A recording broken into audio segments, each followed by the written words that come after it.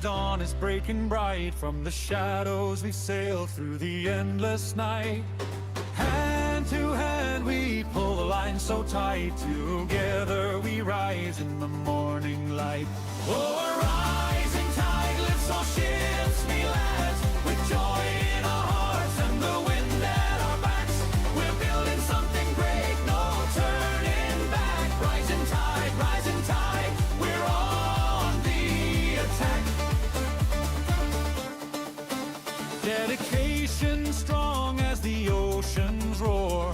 Progress calls us to the distant shore. Never surrender, we push evermore. Into the sunrise, what we're fighting for. Oh, rising tide lifts all ships, we lads, with joy in our hearts and the wind at our backs. We're building something great, no turning back. Rising tide, we're on the attack. By God, we'll have our memes again, laughing free under the sun's warm grin, helping each other, kin to kin. This is our time, and we're gonna win.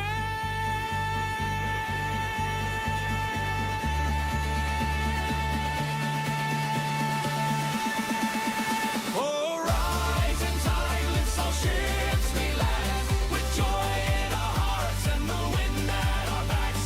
We're building something great, no turning back. Rising tide, we're on the attack. Taking it back from the stormy sea, forward we march, wild and free. A bright future gleams for you and me. Glorious days of victory. Oh, a rising tide lifts all ships, me lads, with joy in our hearts and the wind at our backs. We're building something great, no turning back. Rising tide, we win at last.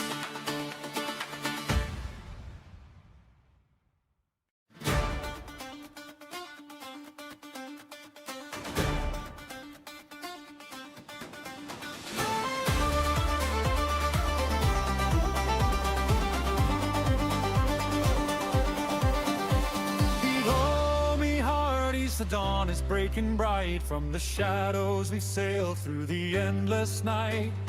Hand to hand we pull the line so tight. Together we rise in the morning light. Oh, a rising tide lifts all ships, me lads, with joy in our hearts and the wind at our backs. We're building something great, no turning back. Rising tide, we're on the attack. Dedication strong as the oceans roar. Progress calls us to the distant shore. Never surrender, we push evermore. Into the sunrise, what we're fighting for. Oh, rising tide lifts all ships, we lads, with joy in our hearts and the wind at our backs. We're building something great, no turning back. Rising tide, we're on the attack. By God, we'll have our memes again, laughing free under the sun's warm grin, helping each other, kin to kin. This is our time, and we're gonna win.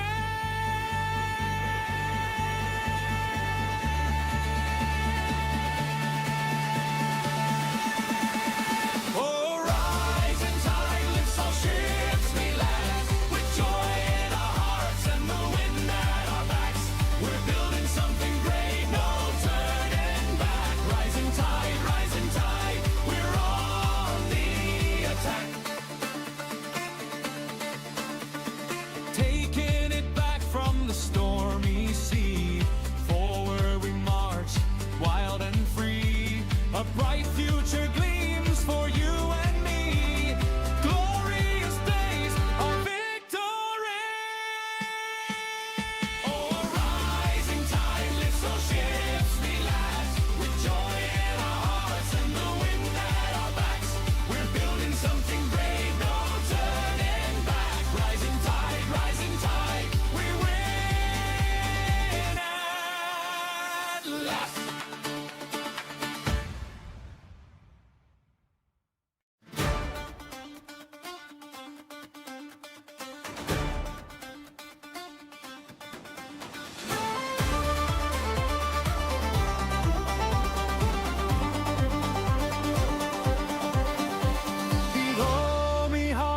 hearties, the dawn is breaking bright. From the shadows we sail through the endless night.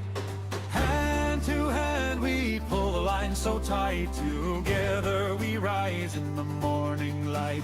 Oh, a rising tide lifts all ships we lads, with joy in our hearts and the wind at our backs. We're building something great, no turning back. Rising tide, we're on the attack. Dedication strong as the oceans roar. Progress calls us to the distant shore. Never surrender, we push evermore. Into the sunrise, what we're fighting for. Oh, a rising tide lifts all ships we lads, with joy in our hearts and the wind at our backs.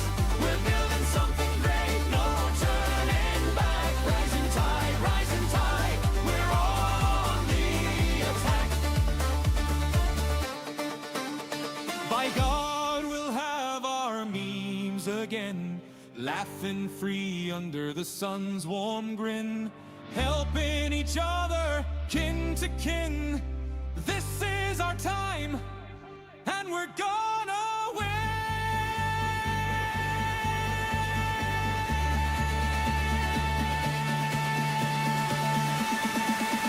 Oh, rising tide lifts all ships we lads, with joy in our hearts and the wind at our backs.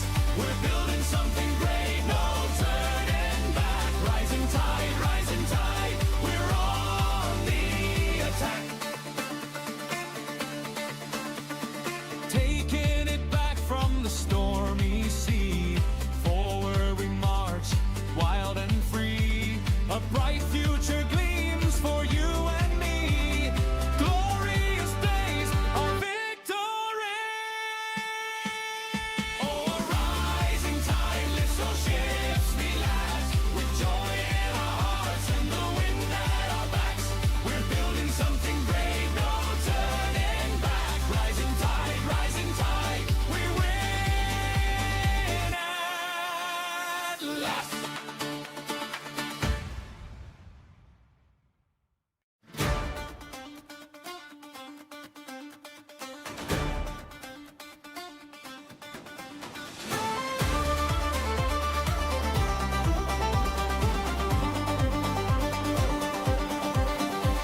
Below me, hearties, the dawn is breaking bright. From the shadows we sail through the endless night.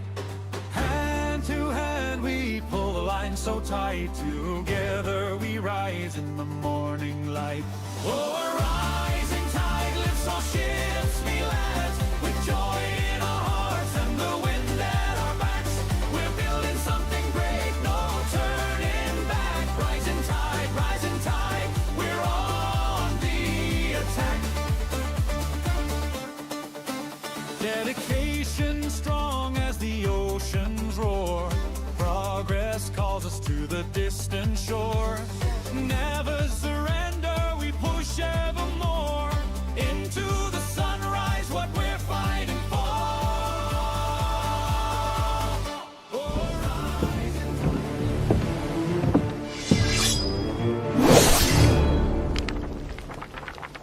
Ahoy, ahoy. Hopefully everyone is doing well. How's it going? Sorry I haven't been streaming as much. I've been really tired. I'd hit that point again where I was like, so I'm go, go, go, and then I'm just like, want to do nothing but sleep, man. Is what it is. But I've just had no energy. Man, and these gens still aren't working. I'm trying to get the shotgun handling, and the more specific I get, the worse it gets. How hard is it to give me reasonable shotgun handling? Apparently impossible, thank you. Hey Double Tap, hey Dominion, Nicola, Codeforger, Beer, Arkham. How you guys doing?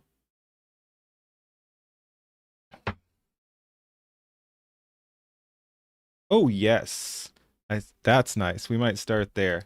I saw that Brandon Herrera had a the little indicator that there's a new video, and it's a gun meme review, man. We got a gun meme review. Hey Blue. let's just jump right into that because that's fun. Ashen, ahoy. All right. Knock Nova, how you doing? Let's see. That looks good. Oh, Warg, Vlad. So many people. Aren't Cummy Scum in chat? Who knows? Maybe. I mean, Warg's here. It's funny you say that. No, we don't have to fight about that stuff again. It was fun, but takes a lot of energy too. Wait, Endo's actually an anime chick too? Cool. We we anime chicks who like to play things on hard mode have to stick together, I guess. But yeah, there's just it'd be too easy to actually just be a female VTuber, so have fun with the stream. You're leaving. Akira, will there be a crash tonight? What, computer or me crashing out?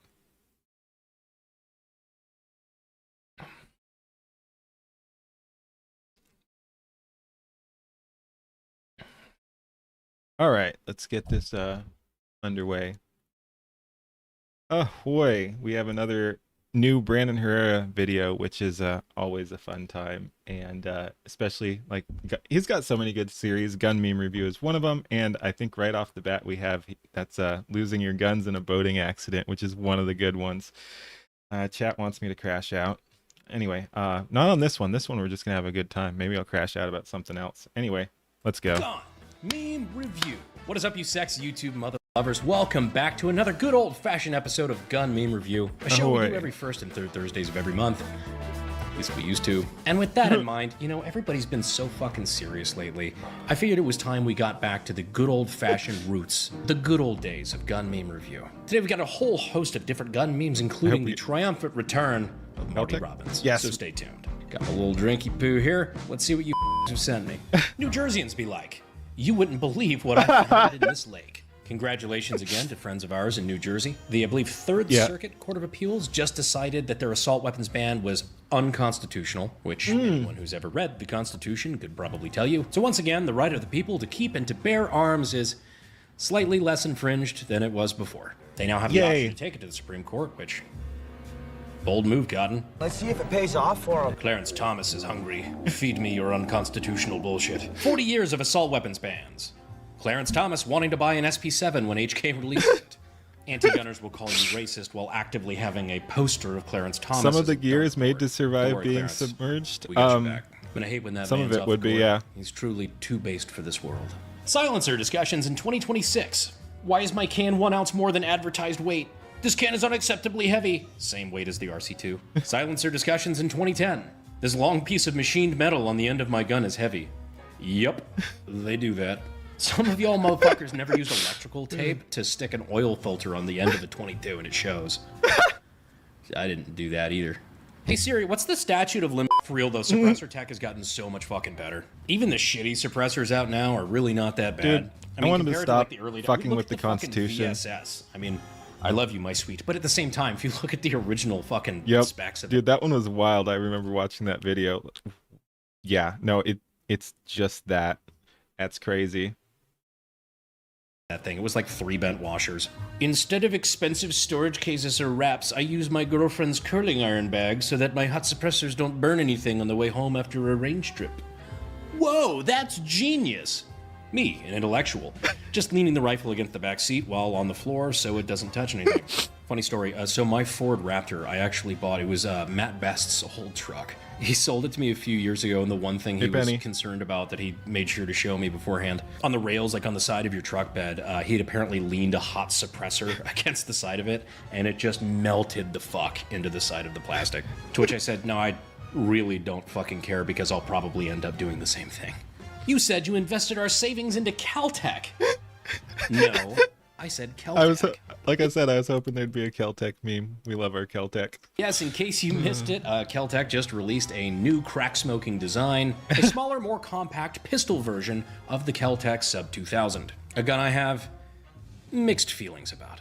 If I was in a gun design contest for a gun with the most exposed screws and my competition was Kel-Tec, I would be fucked. This now being a pistol version of that, a very, very compact design on a gun that was already supposed to be foldable and pretty compact as it is affectionately nicknamed the Nub Sub.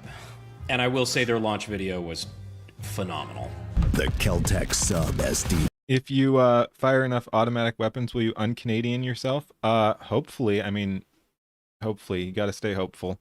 I gotta stay optimistic. Yeah, that video was funny, and I do want to use some of these in like AI gens. Like I do want to do some of the Kel-Tec memes. God, I have such a complicated relationship with Kel-Tec. Half their shit makes no sense. It's Hey, ugly as Renegade. hell. They use the same fucking washed up Florida beach plastic delivered via cocaine choo-choo train in their weekly meetings. Their engineers are high as hell and their costs are low as shit. But I'll be damned if I don't buy everything they put out. Just look at this fucking thing. Why would I own this? Because I fucking grew up on Halo 3 and I found out Ferrotech was making this fucking thing. Do they make guns for unapologetic poors? Yes. Do they make guns that Hollywood has made iconic? Also yes. Do they make guns that seem to be one maybe, of the only things maybe I on the replace the shotgun with the ASG or whatever it is. market that in are the actually AI. pushing the envelope and developing new stuff? You're goddamn right. He's enjoying the video. Play an ad for the Sonoran Desert Institute. What the left doesn't understand, that's a really, really fucking long list. But yes, you are correct. They don't understand that criminals don't always get their guns in the legal way. And that the main people affected by gun laws are the law-abiding citizens who have to actually abide by those laws. Well, I'm sure there's those amongst you that have wanted to get your start in gunsmithing and weapons technology. Of course. If that sounds like you, consider checking be out fun. the links in the I- description and in the pinned I comment would like to check do out gunsmithing. SDI. That sounds sick. But I also imagine there's plenty of you that are I can't say what did he say?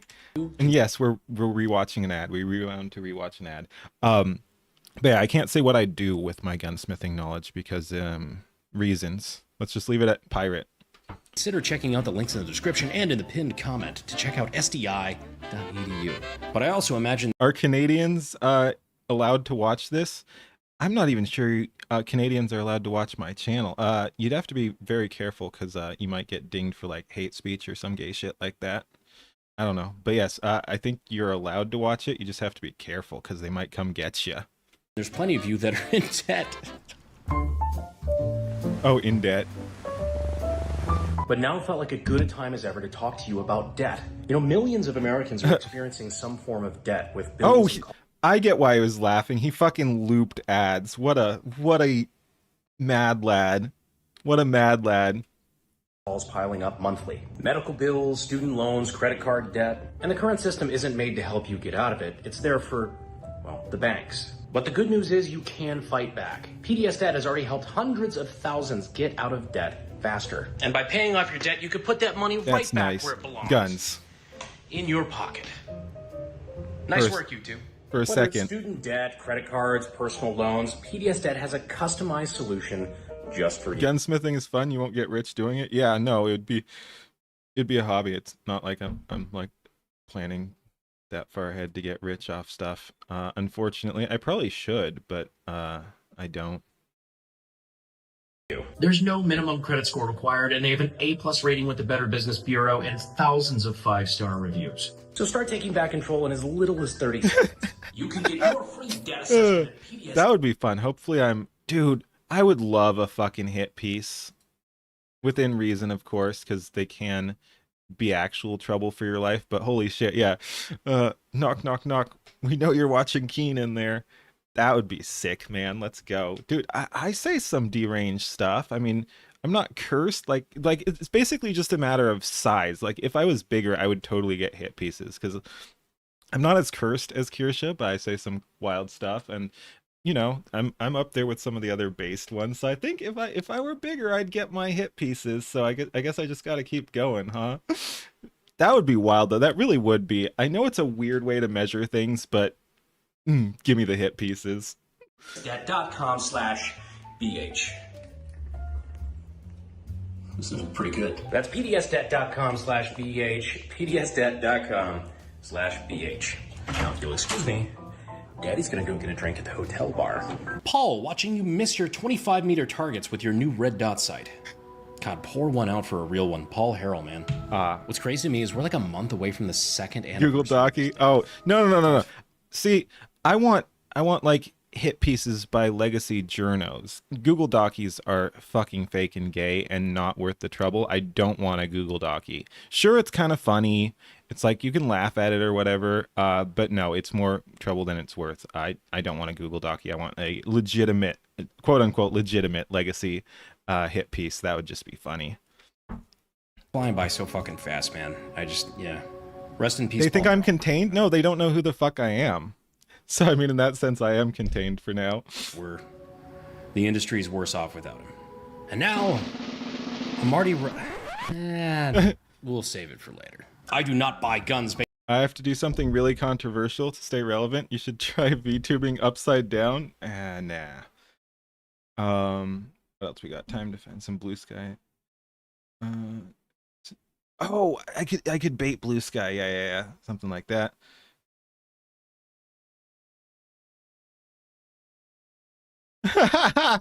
What you talk about is illegal in 3 countries. Nice. Based on ballistics or statistics, I buy guns based on sex appeal. I'm part of the If it's AI, not right? Sexy, Yeah. I don't buy it. I have no idea what that fucking sounds like. I don't like food. I love it. If I don't love it, I don't swallow. Hard. Oh. God. The recommendation on that was just in the search engine, Ratatouille, I don't swallow. Be an apprentice gunsmith. Nice. I do not buy guns based on ballistics or statistics. I buy guns based on sex appeal. If it's not sexy, I don't buy it. Honestly, I feel this to an alarming degree. I mean, you think I have a fucking USAS 12 because it's a good gun? You're popular when you have Because haters. it's You're hot. famous when you have The shit on my mainstream wall I didn't haters. buy True. Because of the stats. I bought them because I like movies and video games. This is shit that I thought was cool when I was 16 years old, and I just grew up to have adult grown-up money. And you know what I learned when I bought half of them? By modern standards, they suck. But they're still fucking cool. Yep. You ever shot a Thompson? To paraphrase Ian McCullum from Forgotten Weapons, the person responsible for the ergonomics on that weapon has never met a person, but they're certainly excited at the prospect of meeting one day. Fuck it, I Many got such two. cases. Because they're good? Oh, No, because they're cool. I am a grown-ass man. you need the good. drum mag though. Those are cool regardless, but you need the Tommy gun mag. Ooh, dude, it wouldn't make sense in the modern setting, but I should can I make it make sense? Kind of. Again, I'm so locked in all the AI stuff and that scene. Well, it's not scene, this setting I've been working on and the art style and animation style I've been working on. That like everything is just going to remind me back to that. So I'm like, can I put a Tommy gun in my world? And I don't see why not. No, because they're cool. I am a grown-ass man, and this makes me happy. Yes. Now, the return of the GOAT, a Marty Robbins meme. Ranked choice ballots making rounds. Congressman Herrera. You wish you had spare funds to have guns based off appeal. Your EDC is a Glock knockoff, and we have a couple rifles in the house and a pump shotgun. Yeah. It's just as good as Brandon Herrera would say. But no, some of the knockoffs are pretty good. I also have a Glock knockoff. The fucking nose on that, the schnoz on this fucking AI image. Look, I know I've had my nose broken a few times, but for fuck's sake, it's not Wait, schnoz. can you blame the AI for that? Because it's probably not an AI image. You can even see like it's. Yeah, I don't think you get to blame AI for that one, Brandon. I'm sorry. On this fucking AI image. Look, I know I've had my nose broken a few times, but for fuck's sake, it's not that bad. Congressman Herrera. Progress.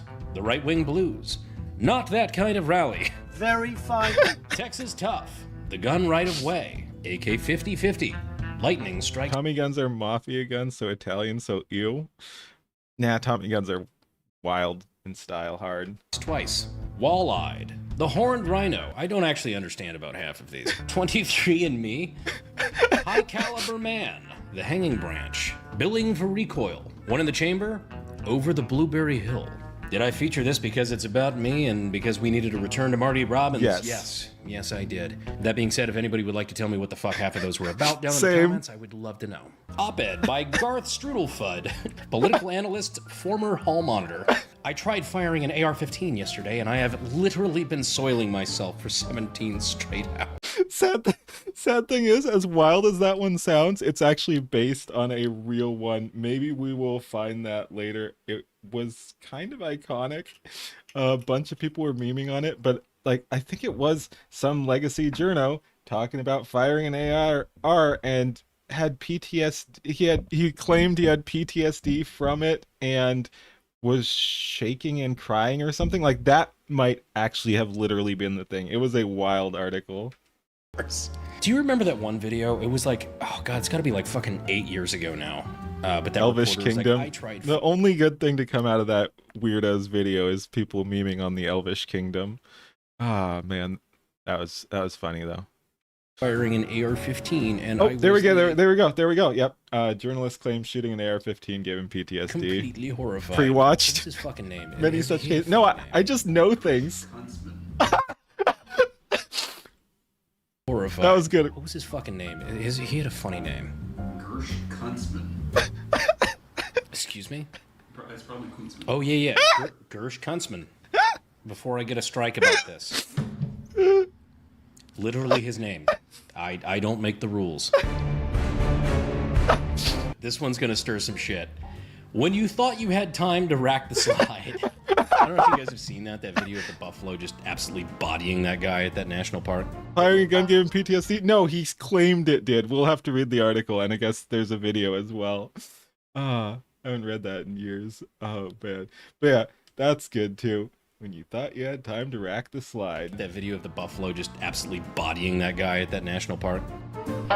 Oof. So this has been the subject of some...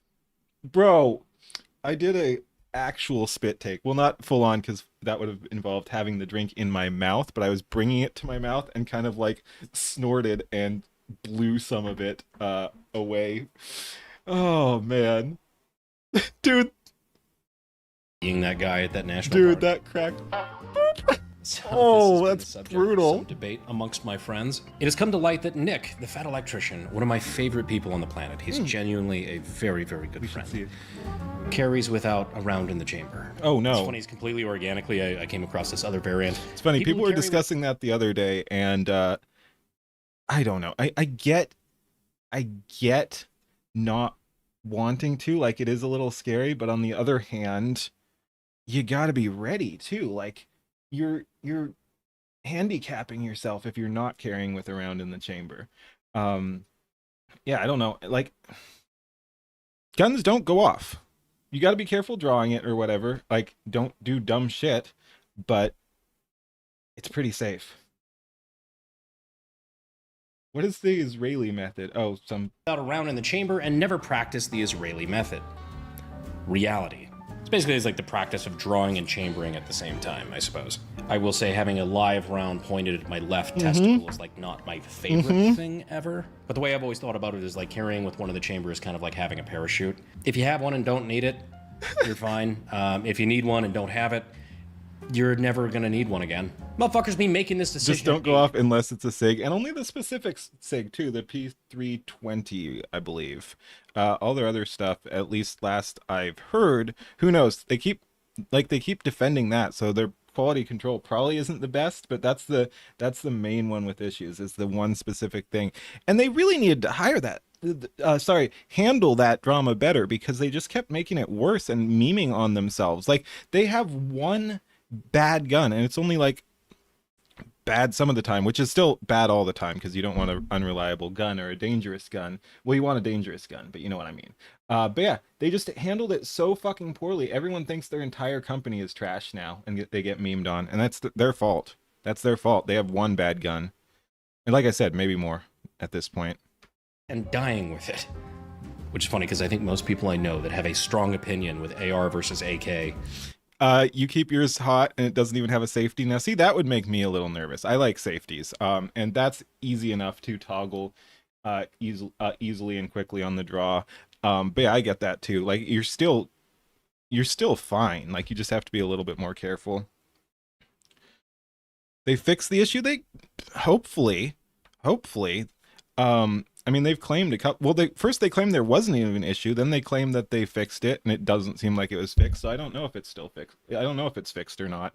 But they've done goofed big time. That's for sure.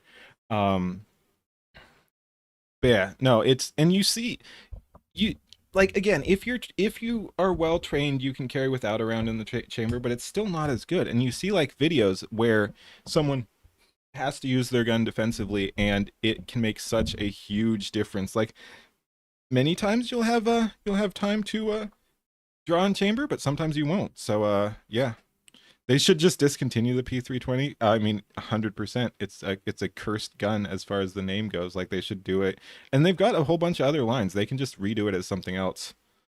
Had that opinion very early on. AKs. ARs. Which I knew where I stood on that fairly early, and I think we all know which ones are right. Turkish pistols. Turkish shotguns. The Turkish shotguns are just like notoriously shitty. I remember trying to offload some at that gun buyback we did in San Antonio. Just That was knowing I could good. get more money back out of fucking HEB gift cards than those shotguns were Lack worth. of safety is Turkish not pistols, on worth it, the yeah. other hand, for whatever reason, I feel like the Canucks just have a very good reputation. I feel Wow. like for bang for your buck, the Canucks are probably one of the better bargains in the market. I have a couple. Shocking. Somewhere. Not everybody shares that opinion. No, it doesn't affect my baby.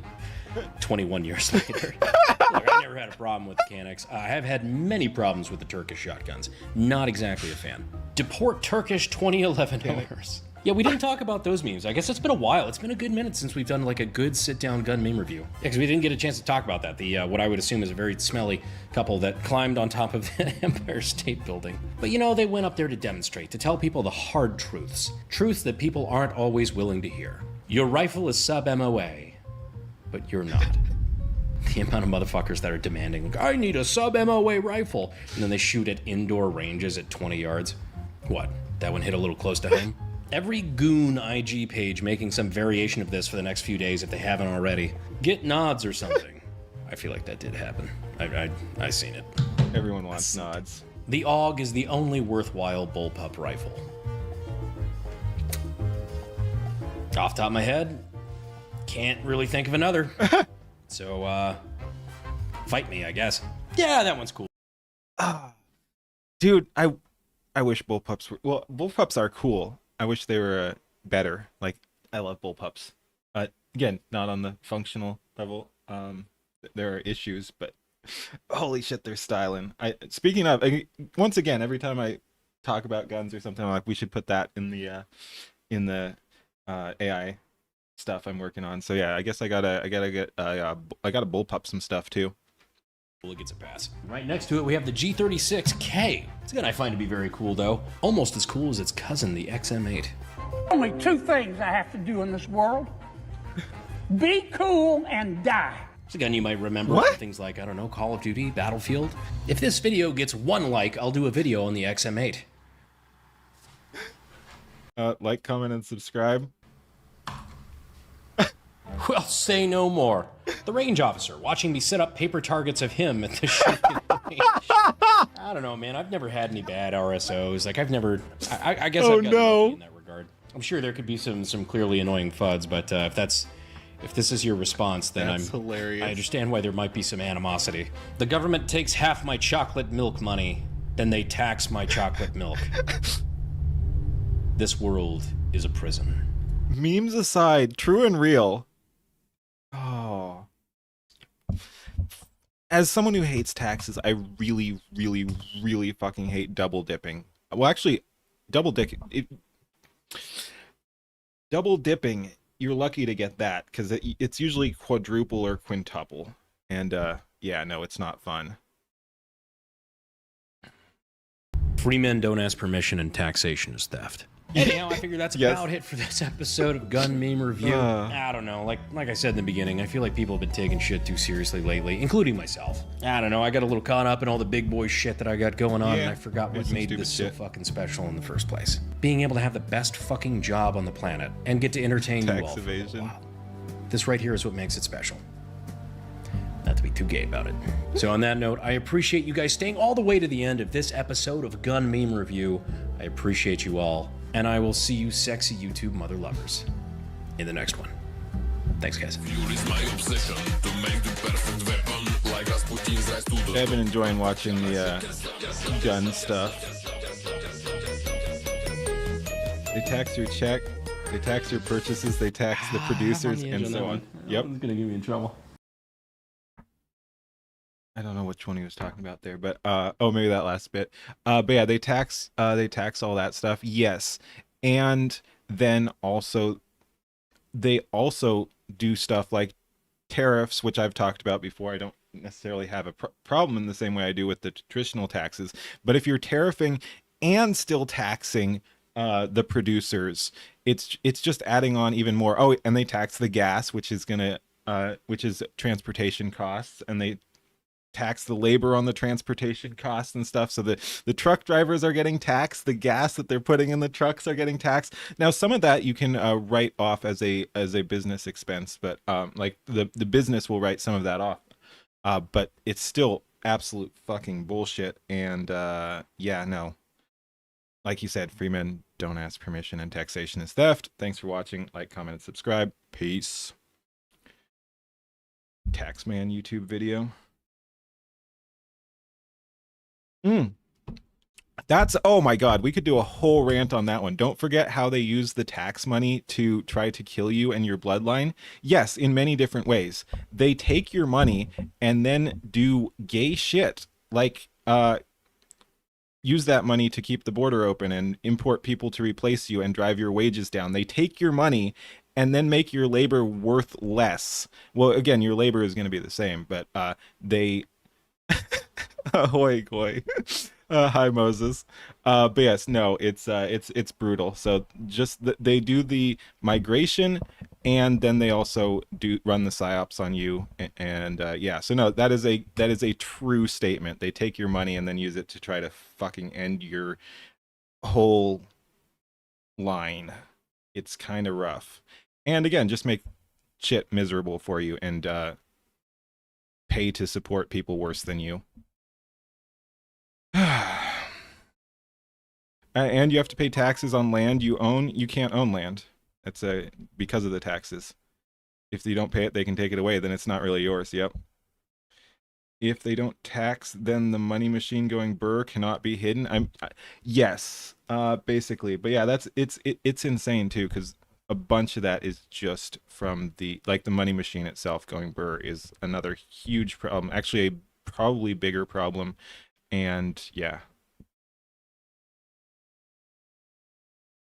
Burr, indeed. Money printing. They would tax your thoughts if they could. They probably do. They probably do in some ways. And no black pill, guys. Dude, it's not a black pill pointing out oh, I see. Yeah, right. You're the black pill guy. You're being sarcastic. But yeah, it's not black pill pointing out the reality and the problems that we have to deal with. And whether or not the solution ends up being political, we haven't lost. Like, we can still do things. So it's, again, it's not blackpilling. It's just looking at reality and seeing. Because again, we're definitely going to lose. It'd be more blackpilled to ignore this. It'd be more blackpilled to ignore this. Let me check this gen real quick. I'm guessing it's ass, because it did a lot of stupid shit. Please don't be ass though.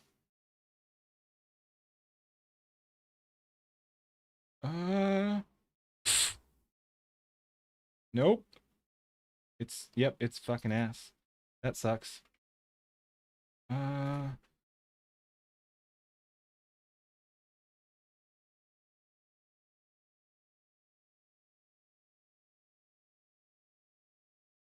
right, let's see what we got there. Theft using lawfare. They do theft using a lot of stuff. Processing fee of the service charge of the consulting on taxes. Yeah. Heck, they even tax the tax man too. Oh, full hour-and-a-half interview with Elon. Interesting. We might have to check that out at some point. It'd be more black pill to ignore this. Yes. All right, I'll take it. 29th. Yeah, 29th here. You will lose because you're not playing the Great Replacement game. Replacement Western women replace them?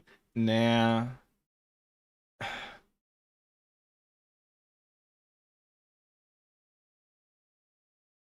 Oh, you did you fucking fail?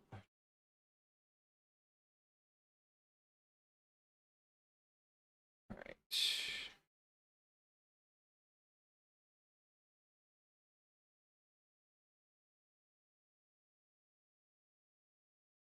That one works better. But yeah, these gens are freaking cursed. I still can't lock in the shotgun. All right. Will do. Oh, whoops.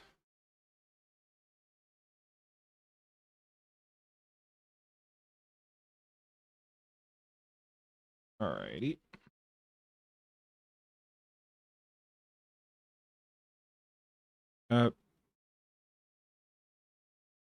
Oh, put them in a new place? You sure we can imagine something? No, no, no. I've said before, for all the problems with like modern women, like replacing like getting rid of Western women is not the solution, because then you're just further diluting things. Not good. It's not a winning move. Let me just check some things here.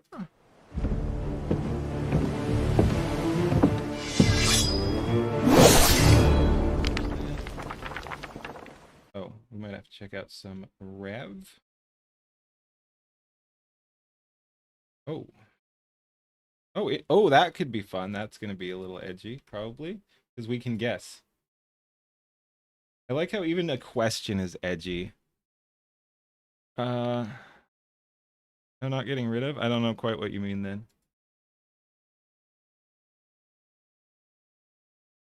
Oh, we've got a couple of good ones here.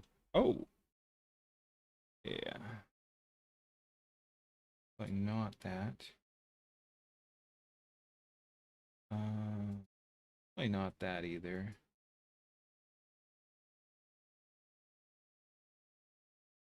Ooh, nice. Probably not that either.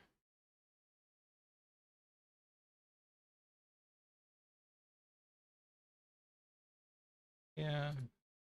We'll leave those open. All right. Yeah, we got a couple good things here. I just wanted to look over some stuff. Which one do we want to do next?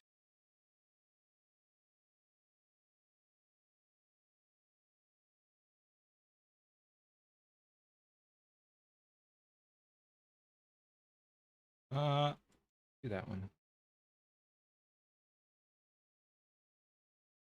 It's fine. Back.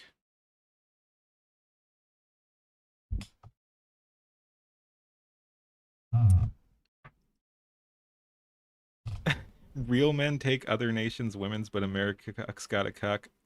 Again, I don't think that's how it goes. Western women replaced you and keep doing it, playing to lose? No, you just have to tell them no. You have like so yeah, you're not 100% wrong, but the solution is not to replace them. The solution is to reassert power, if you will. Like yeah, you stop putting up with their nonsense. That's different than giving up. I shouldn't be quieter. Let me know if there's a audio issue. Maybe I was just talking a little quiet.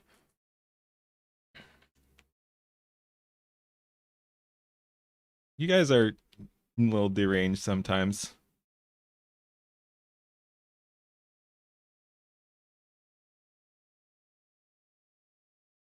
But if women are already selecting out white men, you mean like avoiding white men? Because I don't think that's necessarily the case. I mean, some are obviously, but I'm not sure of the overall statistics.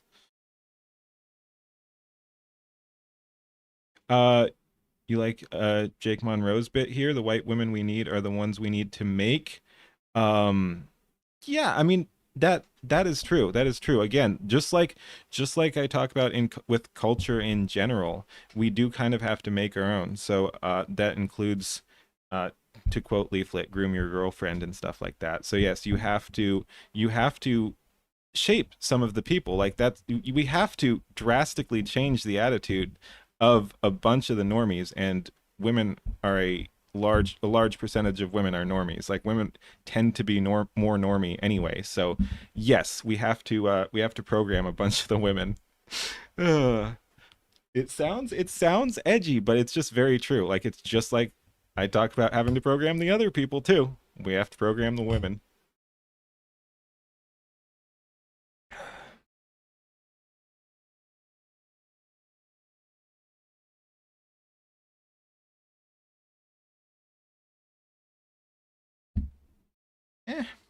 Anyway, let's go ahead on to the next one here. Ahoy, back with another Hero High one here. And who is doing all the crime? Any guesses? Any guesses? Again, I like when a question is edgy in and of itself. Who is doing all the crime? Let's go ahead and see. Before we get to the news, really quick update on yesterday's trivia game. And if you don't know what this is about, bear with me for like 30 seconds. You'll probably be confused, but it's okay. We'll get to the news in a moment, like I said. So yesterday, we were playing Guess the Anime. And I gave some hints that, looking back on it, weren't great. They weren't horrible, because some people did actually guess right. But, you know, there were a lot of incorrect guesses, which, again, I attribute that more towards my hints not being great. Not horrible, but not great. But the answer was Hack Sign. This is an anime, like I said, I watched a long time ago and I liked it, but I'm recently rewatching it and it's now become one of my favorite anime of all time. And Tsukasa, the main character, is also one of my favorite characters of all time now. But, you know, to really explain why I like the show and this character so much, I'd probably have to do a full dedicated video to it. We're not going to be doing that all here. We're going to get to the news now. But for anyone curious who missed the answer in the pinned comment, yes, the answer was Hack Sign and Tsukasa. But now we'll get to the main topic. Here is the latest. A lot of people are talking about this clip of streamer Tokyo Sims being confronted by some African men in Japan. This is a weird thing where, like, they went on his stream, then they got offended that they were on stream. They start demanding things from him, like deleting the stream and stuff like that. So it is exactly who we thought. Away. He's like, you know, he's trying to de-escalate and just walk away. They start putting hands on the guy. And then, you know, when he's not falling for their harassment, they start accusing him of being racist. Oh, wow. That's original. Get him out. Instigating, causing problems. People aren't having your nonsense. Suddenly, they're the racist ones. Okay, Get him out. Sure. Now, Log Horizon was I'm really better. Not a fan of IRL streamers. It's been a while since I've watched super either. Obnoxious people. I don't know anything about this Tokyo Sims guy, so I'm not calling him obnoxious. I'm not saying he is or isn't. I'm just letting you know. Yeah, I get also it. know People are nothing skeptical about of IRL streamers. I am too. But like I said, in this clip, it looks like these other people are the instigators. But I'll play. This is freaking everywhere now. The streets are captured, trying to make every public space a captured zone. The tactics are the same everywhere. Yes. And just the live streamer thing, it's a totally different thing, but it does remind me of another video I want to watch too about mass surveillance. It's a different type of public capture, but we got the like stuff like flock cameras is a big issue, but not what we're talking about here. But yeah, no. You go in and take a look. And yeah, it's quick context as well. It's all a bunch of the humiliation ritual and stuff like that as well, where the whole point is that people could do stuff, but they're too polite. Live streamers are a targeted problem. Yeah, again, I'm not even saying it's the same. It just reminded me of that when you said captured zone, because yeah. But yeah, no, it's a humiliation ritual because you could easily handle these people. And sometimes they do in Asian countries, to be fair. The Johnny Somali thing was pretty dang funny. He got chased around and beat up sometimes, which is I'm not sure I can say how I feel about that, but it's interesting. But yeah, no, like when you have these people harassing people for no fucking reason, there's very easy solutions. And the whole point is that people aren't engaging in those solutions. Like, yeah. What really seems to have offended the guy is Tokyo Sims was streaming with this woman.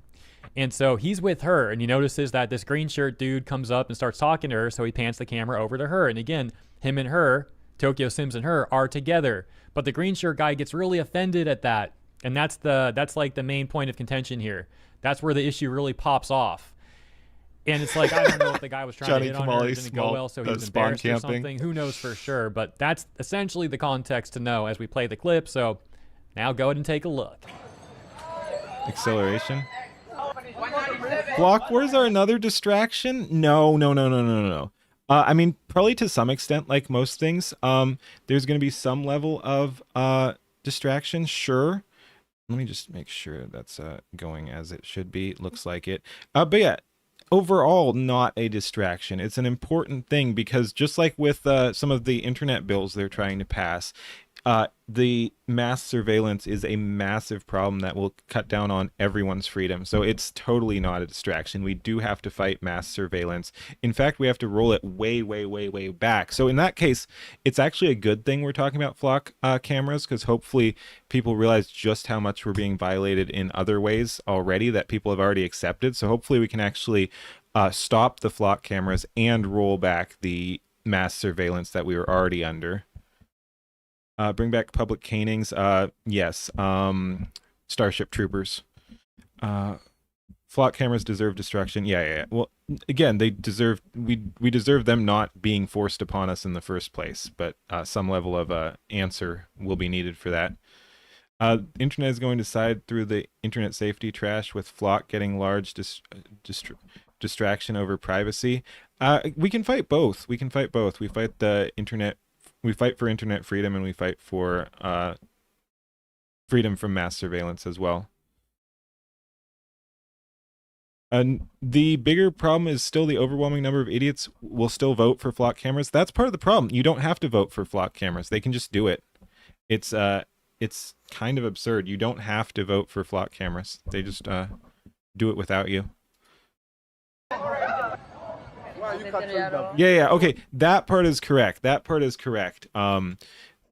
Flock itself is just a brand name, and there are other ones too. That's actually one of the video I want to watch is about a Flock like camera, but it's not Flock camera. It's a different license plate reader, and it's set up in an interesting way too.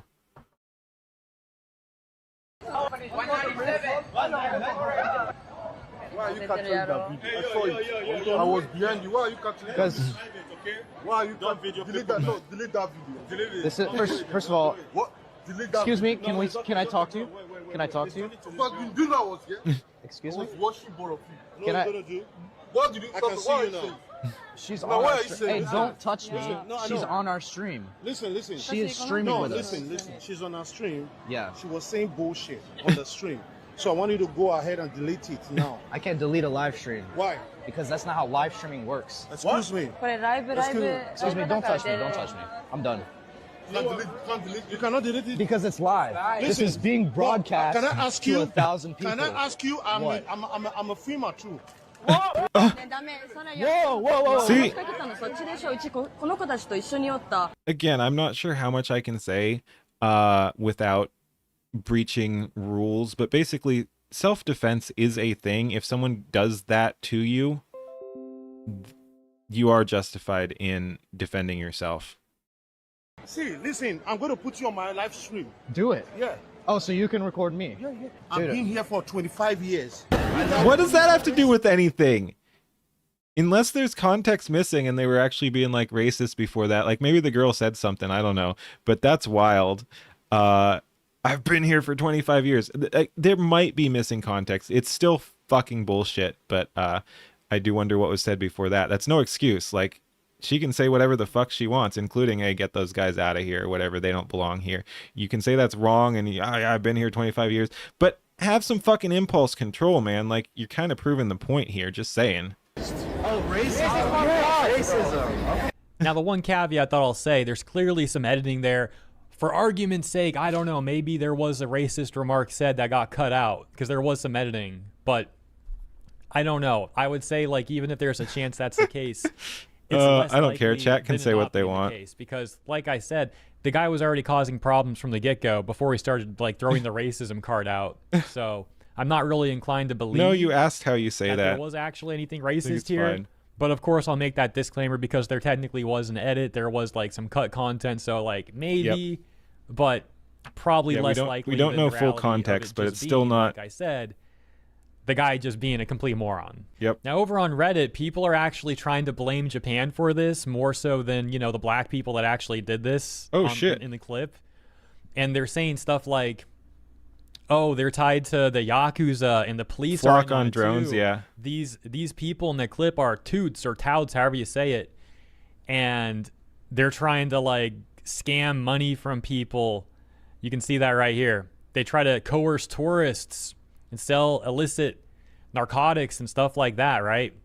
But the framing of, like, putting it all on Japan, I'm not really buying this comment because I live in LA and I see people like this all over. No, it wasn't being edited live. What we saw though was recordings of a live stream, so you could be removing context there to push a message. That's how I read it, at least. And you're saying people should do things, but have any of you ever had to deal with the law over ideology?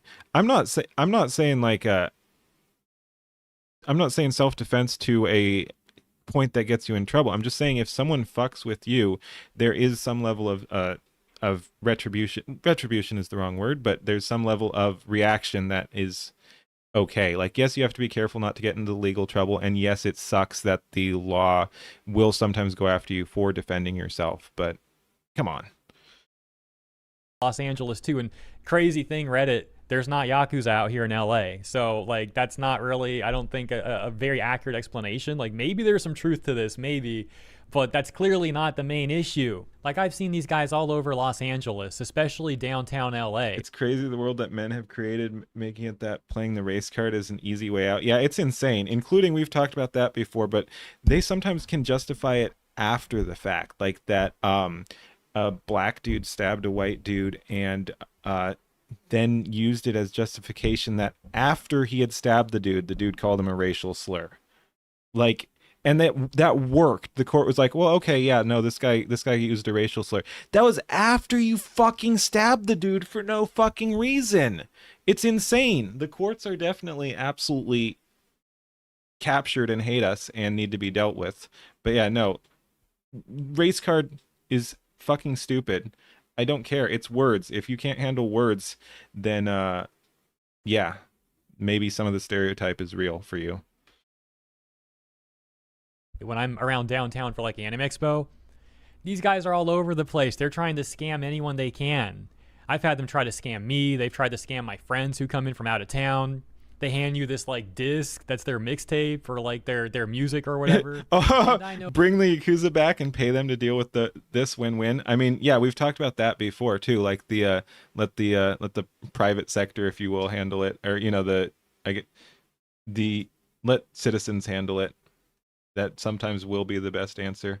The game that's being played, I've dealt with these people before. I don't have any of it now. I shut it down immediately. But some of my friends, you know, from out of town, like I said, they're not familiar with this. And they like actually engage a little bit. And I've had to step in and be like, no, we're good. We're good. Thank you guys. Have a good one. You know, say to them and just walk away. So I'm really not buying this comment. This whole thing seems like an attempt at like, what's the word? Not necessarily damage control, but like shifting it's not like deception. I'm blanking on the word right now. Misdirection. That's the word. This whole post seems like misdirection. I forgot one other important context in that little story I was telling you, because some people might not have experienced this and you're thinking like, oh, just hand them the mixtape back. They literally don't accept it right away. Like you grab it from them and then they don't take it back. They just demand money. And a lot of the time they're like trying to force it into your hand. It's like this really awkward thing. Oh. And they love preying on people that they think are like not confrontational or people that they think are pushovers. Kind of what we were talking which is about. Just all that much more pathetic. Like literally some school bully behavior. Also, I keep saying mixtape. I'm talking about like their SoundCloud nonsense. I don't even know.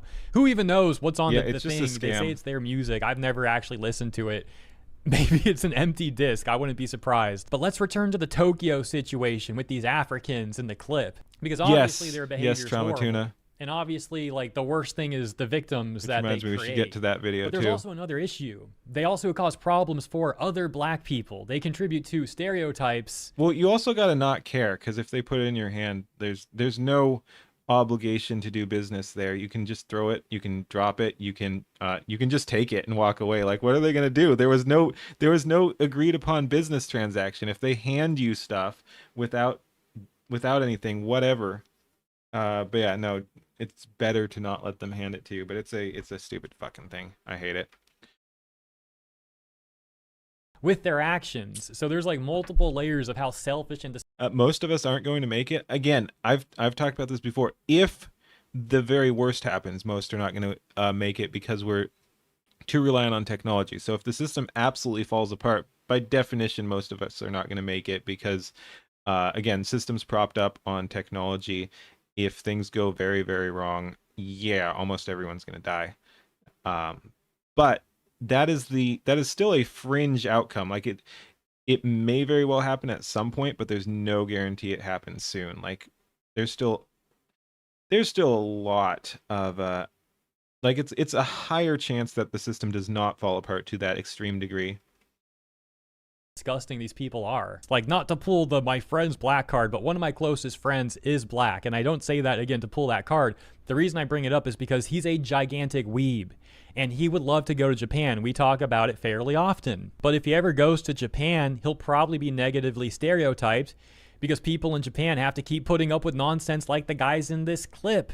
Just let only the purebred Japanese carry swords and be allowed to defend themselves. Oh, that would be hilarious. Blame the people of Japan for having those stereotypes when they don't see black people very often, and then the ones that they do are like Johnny Somali types.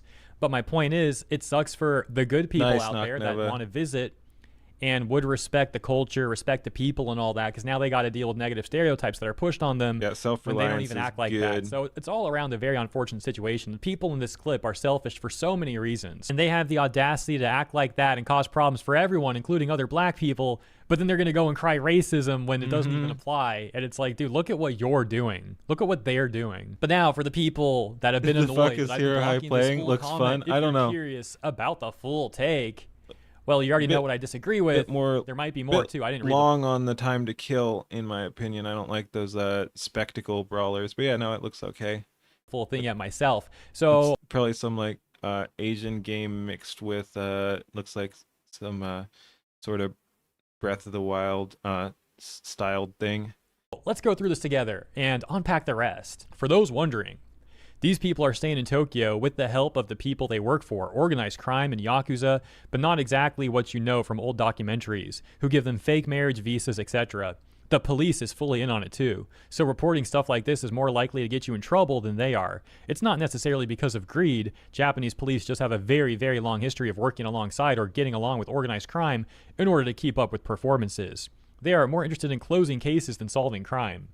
Their primary job is to scam, exorbitantly expensive drinks, do not go to the bars that they suggest, coerce tourists, and sell drugs. This is all by design. It's just how Japan is. Japan bad. Mostly harmless if you don't film them, don't follow them. Mostly, okay. What are they talking about? Why does that have the same energy as like the mostly peaceful protest thing? Like, yeah. Hey, they're mostly harmless as long as you never run into them. You know, like, okay, bro. Mostly harmless if you don't film them, don't follow them, or buy anything from them. But you'll get scammed or drugged, etc. if you do follow them. Okay, that's insane. They are very persistent, but it's not a dangerous area if you just ignore them. They try to seem very friendly. They are not. They will take advantage of you if you let them. They could be deported, but honestly, then the scammers would just be harder to spot. What? What do you mean? What does that even mean? Are they if they're gone and they're deported? How are they harder to like, okay, yeah, I guess they'd be harder to spot because they're literally not there anymore. But what kind of argument is that? Hey, don't deport them. We won't know where they are if they're deported. Okay. But we'll know where they aren't, and that's more important. Pausing so much. Let's finish this comment. If you visit the area, or excuse me, these guys kind of stand out. No way they do. If you visit this area, just treat it as a saying no thanks exercise and go about your business. There's no need to stop and engage with them.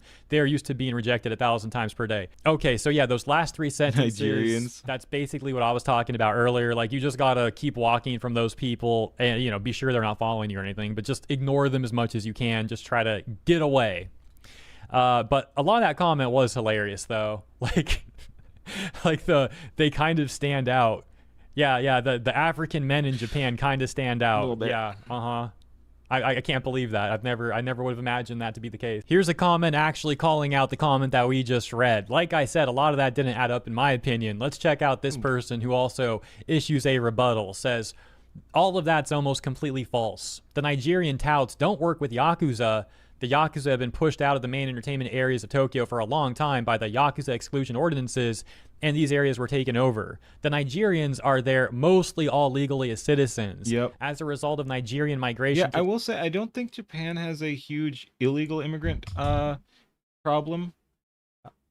I'm not an expert on that, but I don't think they have a huge illegal immigrant problem. They let some people in and stay that they shouldn't, but those are there legally. Like, I'm sure there's some overstay or something like that, but the Japanese are an orderly people, and they're gonna shut down on a lot of the illegal immigration. Not that it really makes a difference, because if you have a problem with immigrants, it doesn't really matter if they're legal or illegal. But yeah, don't think there's Japan a huge in the 80s illegal and one. 90s, which is why they can't be deported, as well as by marriage. There was also a huge push for cleanup for the Olympics. There's constant announcements in these areas in Yeah, like 5 I know. I languages. wasn't, and I don't think anyone was saying necessarily that the scams are racially connected. Specifically But, about not like, talking sometimes to you the have touts, specific groups and there's doing it. constant raids on these businesses. The best way is to just walk past like they don't exist with the "I am dead inside" look in your eyes, like a normal Tokyo resident.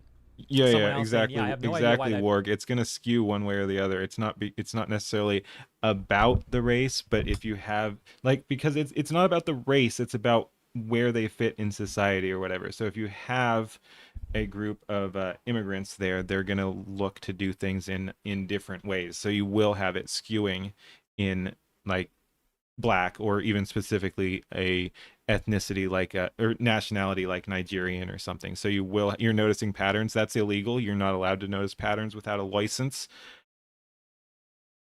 PS post that somebody Deportations, upvotes. Nux Well, yeah, method. I know why. It's because it's Reddit. LMFAO, these touts can't be deported because most of them are citizens. And then this other person's like mocking that other comment where that person that we were laughing at said they're working with the government. And this guy's like, okay, bro, in what world? There was also that other comment claiming Yeah, I that wonder they're what the not game actually is. citizens, they're on visas. Does it say what game So it I is? don't know. Are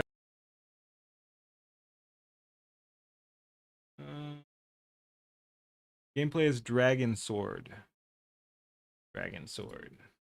they citizens or not? Are they just on visas or not? And it's like, dude, either way, something should be done. These people are causing problems. They're scamming people, drugging people, harassing people, getting physical. We could go on and on and on, but I'll leave it there. You get the point. Thank you for tuning in. I hope you enjoyed the video. Have a great rest of your day, and I'll see you in the next one. All right, thanks for watching. Like, comment, and subscribe. Peace. Do we want to watch any more Hero High? We could watch Halo Sexism.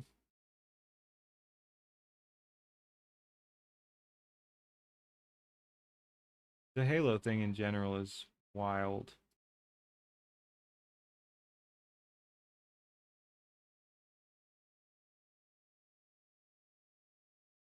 Alrighty, let's just move right on to the next one.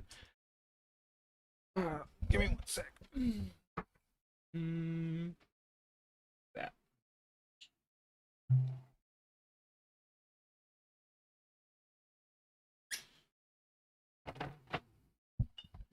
Probably gonna do another dry month, so I've got some drinking to do.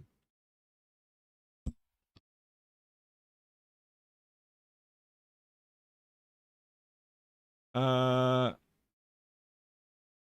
right, have a good one. Double tap. Yeah, have a good one. Cheers. Hell yeah. All right. Ahoy. Another Hero High one. Halo sexism situation is crazy. I don't know anything about this. I know the current Halo stuff is wild, though. This tweet got 3.9 million views on Twitter and sparked immense discourse talking about the new release of Campaign Evolved, Halo Campaign Evolved, where streamer Justin Joseph showed how you can eliminate male characters in this room, but you cannot eliminate. Really? Okay, if this is where if he's getting canceled for sexism for trying to shoot women in a game while also shooting men in a game, and just pointing out that the women are invincible or something, which is what it sounds like, that's wild. Like, do you hate children if you go into a Fallout game and try to shoot the characters there? Anyway. Female characters in See you, this Penny. room.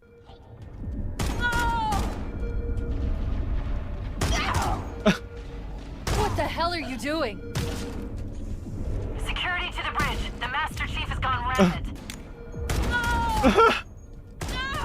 As mentioned, Brother. this got millions of views and sparked a lot of discourse like, wait, really? You can kill male Marines, but women are indestructible? I thought we were supposed to be about equality, so why the heck are women getting special treatment? And wow, you can kill the men but not the women? That's actually creepy. Going out of your way to add female soldiers just to put them in a protected class is the exact definition of DEI. But the plot would thicken. When this original dev from Combat Evolved, Jamie, commented, Plot this armor? seems stupid and sexist, but it's almost certainly just stupid. Damage transfer in Halo is not Wait. straightforward.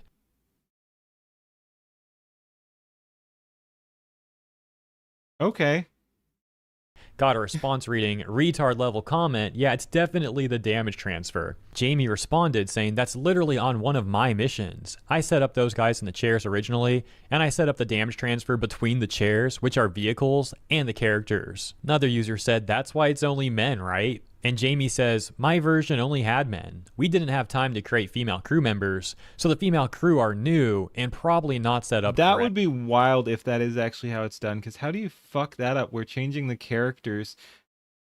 Yeah, I think this is probably bullshit, but if it's not, it's incredibly retarded.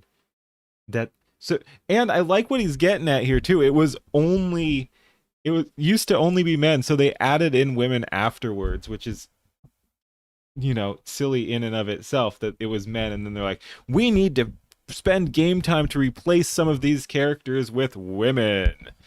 That's insane. No. Exactly. Kabrutus then tested this theory, and it does seem like there is something weird going on with the hitboxes. Try me now. Oh. Okay, let's try shooting her in the head. Yeah. There's two of us in here She now, still remember? doesn't die. I mean, it might be a glitch. Some males you can kill, some males you cannot. I mean, it is weird, though. It is odd, to say the least. Let's try again, one more time. Male. Okay, could kill the dude. Cannot kill her. Cannot kill. Okay, so all right. So how about this one? So perhaps the glitch. Justin Joseph, the streamer Weird. from the original viral video, then made a follow-up commenting on how things got out of control. This turned into a culture war, and he was not happy about that. What's up, guys? Hey, I just wanted to pop on here and address. It's a dumb point. This thing within, well, again, it doesn't even look like they're all invincible or whatever. There is some weird shit going on there, but it might actually just be stupid. Is that what you're saying? There was already weird damage stuff in the other stuff? This video that's gone way more viral than I was expecting it to. If you go for body shots, you can see that they're all actually killable. So no, the women are not invincible. Read up a comment. Oh, devs had immortal Marines kill the chief. Is that what you're saying? Because that's different. Yeah. Because these were just Now, if you people think that chilling. it's weird, And you can or kill woke them, or so. whatever, that they wanted to add some female crew members to the bridge crew. I don't know what to tell you, man. Like, come on, what are we fighting about here? I always love when a corporation That was changes weird. something, and then people talk about that change, and then suddenly people Yeah, are like, hey, yeah, exactly. Like if he's going where I think it's going, it's similar to the pronouns or this other stuff. They'll like body type versus gender or sex, and they'll put those in there. It was important enough for them to put it in there, but then if it's important enough for you to talk about and be like, why'd they put it in there? You're insane and obsessive or whatever. It's like, no, you thought it was worth changing things and putting that into the game. I get to talk about that. Like you thought it was worthwhile to do. I'm going to talk about it. hey, why are you talking about that? It's not a big deal. And it's like, okay, if it wasn't a big deal, why did the corpos change it to begin with? You can't make a big deal out of something and change that thing, and then when people talk about that thing, you're like, it's not a big deal. Well, it clearly was, based off your own actions. And remember, when it comes to politics and stuff, it's not about right or left or any of that stuff. It's about the top versus the bottom. Don't get caught up playing their game. What the fuck does that even mean? Say something, buddy. What the fuck? Clearly was based off your own actions. And remember, Gross. when it comes to politics and stuff, it's not about right or left or any of that stuff. It's about the top versus the bottom. Don't get caught up playing their game. Dog, how are you Retard. going to say, hey guys, it's top versus bottom when you just spent 4 minutes, I actually trimmed a lot of that video down, 4 minutes defending a corporation. Hey, I'm going to defend a corporation, and I'm going to end by saying it's You think not he's left saying versus he's a right, it's bottom? top versus Maybe. bottom. Okay, so you're with the top is how I'm taking it. Clearly, this guy's implying, he's on the bottom, but like, dude, you're defending the corpos. You're on the top with them. So, okay, sure. Enjoy that. The other thing I love is Halo Studios going out of their way to change the bridge crew to have female characters there too. But then they all look like... I do love that one. Hating the rich is easy, but do you have the courage to hate the poor? I try not to hate anybody, but yes, I hate many of the poor. Well, again, maybe hate's not the right word, but I criticize the poor. I will criticize the rich, and I'll definitely criticize the poor too. Fuck the poors. with them. So, okay, sure. Enjoy that. The other thing I love is Halo Studios going out of their way to change the bridge crew to have female characters there too. But then they all look like literally the same. Like, what the frig? It's so lazy. And then it's also like bugged hitboxes, apparently. If that's really what's going on. Hey, it's so important that we add some female characters here. But yeah, we're going to make them all look the same. We're not going to care about the hitboxes. This is classic modern audience You look slop, down is on what people it who is. do stupid things. Yes. People trying to add representation, and then it's like so obvious that they're just being performative. Like Stupid there's no or effort put into harmful. it at all. Let's check out some other responses that Justin got to that follow-up video. We got Fake Wizard saying, "Don't worry, everyone. Halo Campaign Evolved isn't sexist. It's just a bug-ridden disaster that costs $70 for the premium edition. Nice. Don't buy this game." Speaking of which, it's really not looking great for Campaign Evolved anyways. Currently sitting at a... Do I look down on people who are lower than you? Depends on why they are, but some of them, sure, absolutely. mere 66% reviews and 7,800 in-game, with an all-time peak player count of 25,376. Now, I never really got into Halo, but even I, someone who's not into Halo, knows that it used to be an iconic franchise. So 25k peak for this, that is definitely not a great look. Some people try to defend that, saying, that's just Steam. Yeah, obviously that's just Steam. It literally says it right there. But either way, with the Steam metrics, you can then extrapolate a reasonable conclusion on the rest of the Steam data. is a This massively still popular valuable platform. information. Trying to dismiss it as just Steam be a lot of is people either there. ignorance or really a desperate delusion. Anyways, that's the latest. Let me know what you think about this situation. Thank you for tuning in. Hope you enjoy the rest of your week, and I'll see you in the next one. Alrighty, thanks for watching. Like, comment, and subscribe. Peace.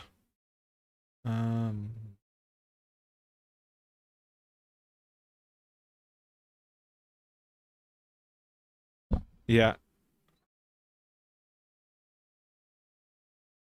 Don't need another one, yeah. It's impossible not to look down on someone who is lower than you. No, because you're not talking literally. You're not talking literally. Like, someone below you is not a literal thing, and looking down on someone is not a literal thing either. So you don't have to look down on people who are lower than you. Again, many of them are deserving of being looked down upon, depending on your definition, and how productive looking down on someone is. So I'm not saying you can't, but yeah, there's people lower than me I do not look down upon if they're there for a good reason, if they're improving or whatever. I'm not going to be like, oh, you're below me, you're doing this, that, or the other thing not as good, or you're not as smart as me, or something like that. It's like, as long as they're working to improve, that's what I care about. And if they're doing stupid shit and harming others or whatever while they're lower than me, then I'll look down on them for that.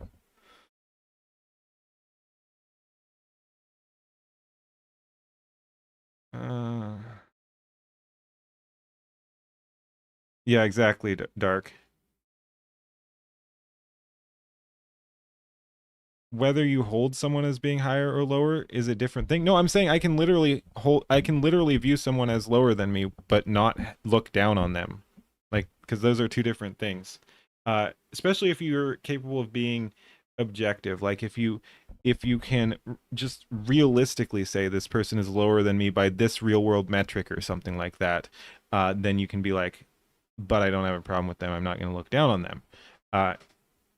if you like, if it's just an emotional response saying this person is lower than me, then yes, you're also looking down at them at the same time. Like that will go hand in hand.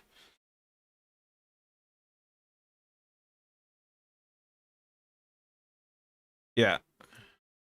All right. Do we want a rev video here? This one's a little longer than I'd like, but oh, it's Nani Noise. Yeah, sure, let's do it. And that'll probably be it for the rev videos. Oh, is that the for social politics? Stills are coping. Yep.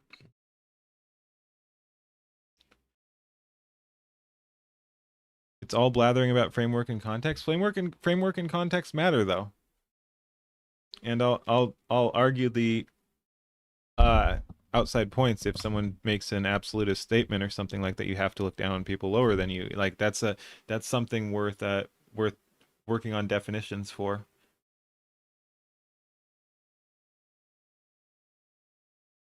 Looking down on people serves nothing. Someone else's place has no bearing on your life unless they are attempting to interfere with that life. Yeah, that was kind of my point. Like, I'm saying there's no point looking down on some people, but some people do deserve it, and you're going to naturally look down on them. Like, if you're looking down on someone for a good reason and not just to be mean or judgmental, that's one thing. Because, yeah, there are going to be people behaving in a way that are deserving of being looked down upon. It doesn't inherently provide worth to look down on them, but they may very well deserve being looked down upon. So as long as you're not using the energy to look down on them that could be used in other ways, which if you're doing it right, it shouldn't be. Like, unless you're absolutely obsessing with people, quote unquote, lower than you, that you can look down on the ones that deserve it. It doesn't cost you anything either. Their pedestal may move, but they do not need to be treated differently because of the position on your own mental pedestal. Yeah, I'm not even saying treat them differently. I'm just saying there are people deserving of being looked down upon, just based on how they are behaving. And like we were talking about, if their behavior is harming society as a whole, then that is worth looking down upon. Cutting out the middle class is the biggest problem. Yes, the harm to the middle class has been massive and detrimental to society, but I wasn't talking just economically. Again, there's plenty of different metrics you can measure where they fit, and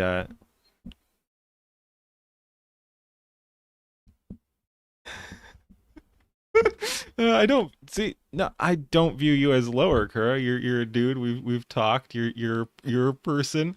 I don't know your life circumstances or anything. And that's the thing. Like, I don't view people here as lower than me or whatever. You're just you're people who hang out, and that's cool. And I talk to you. Like, yeah. Okay, good. I was like, yeah. Yeah, the muscle mommy thing is weird.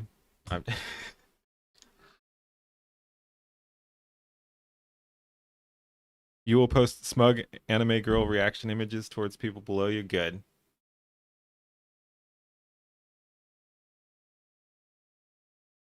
And then proceed to try to help them. Nice.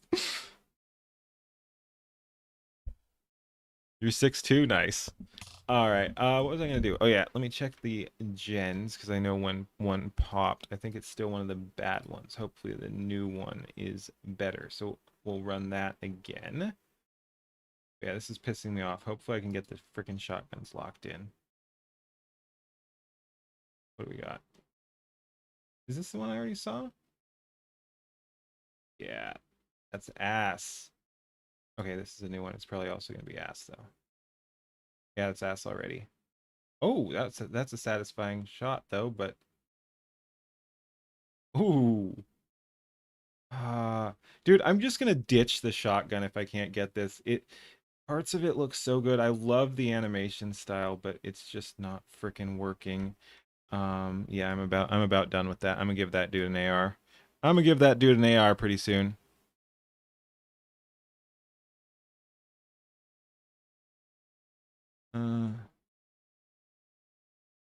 Yeah, fair enough, Nova.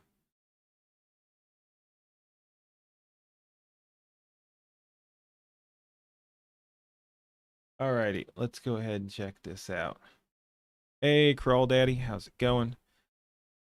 Ahoy, checking out another Rev video here, and what a title. Again, he can clickbait sometimes, but if true, wow, you never see VTuber drama end with a crash out this humiliating, because we've seen some really humiliating crash outs. She's finished, and we have, I've never heard of this person. We have Nanigachi there though. She's pretty funny. Hey, what's up guys, Riff here. So over the years, I've covered countless examples of VTuber-related drama, but I have to say, over the years, I've never seen a situation end quite like this, where a VTuber completely crashes out in a voice memo. All right, see you, Warg. And also in many different replies. They have been fighting for their lives in the replies of various threads, trying to prove how good of a person they are, while doing everything to prove they are the exact opposite. Now, this drama actually starts from this post right here, where the VTuber Nani is simply thanking their viewers for showing up to their latest stream.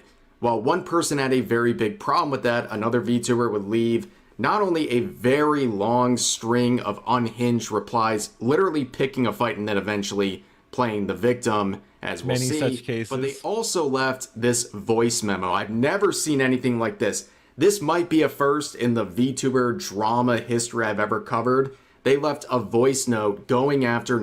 You're a VTuber. You have an avatar. Why do a voice note? You can literally just do it with your avatar. But whatever.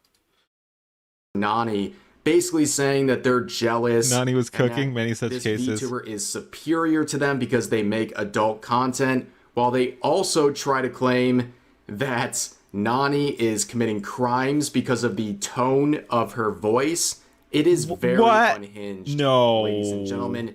But this is the other VTuber in the Thunderdome for today. This is the person making the voice memo. ASMR. Lewd. Get some help. And the related crash outs. Their name is Nitha. And we'll get into all of their crash outs in just a second, because I have some good news to share.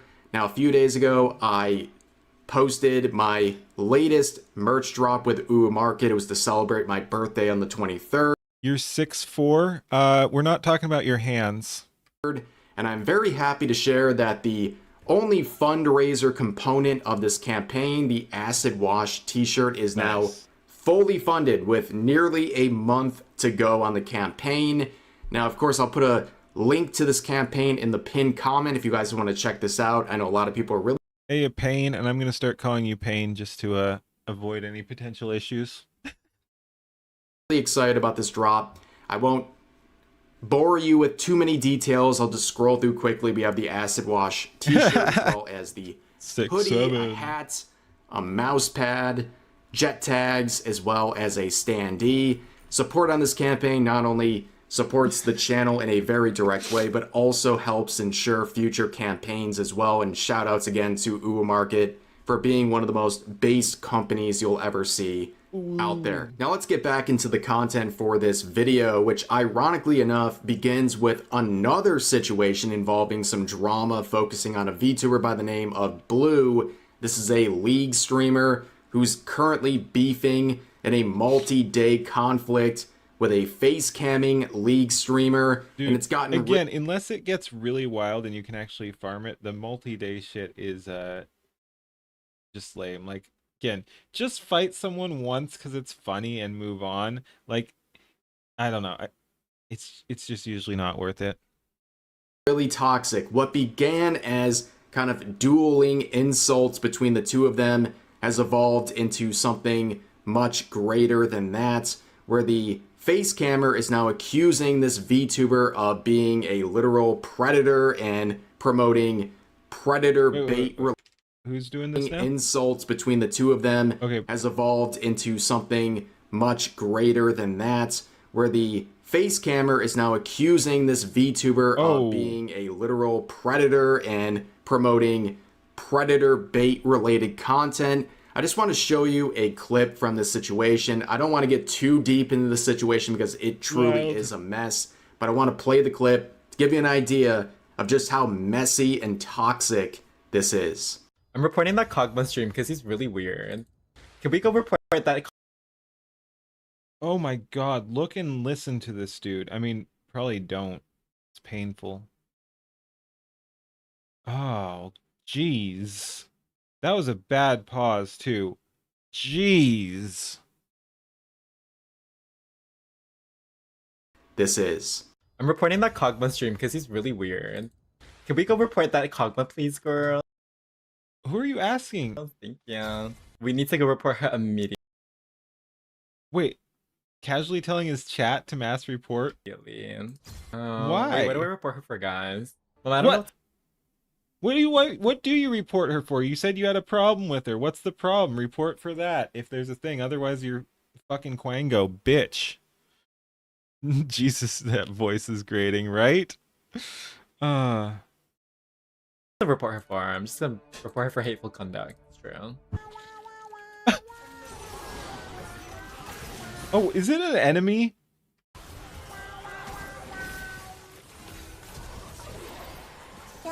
Okay, my Jenna is looking a little disabled, but it's all good.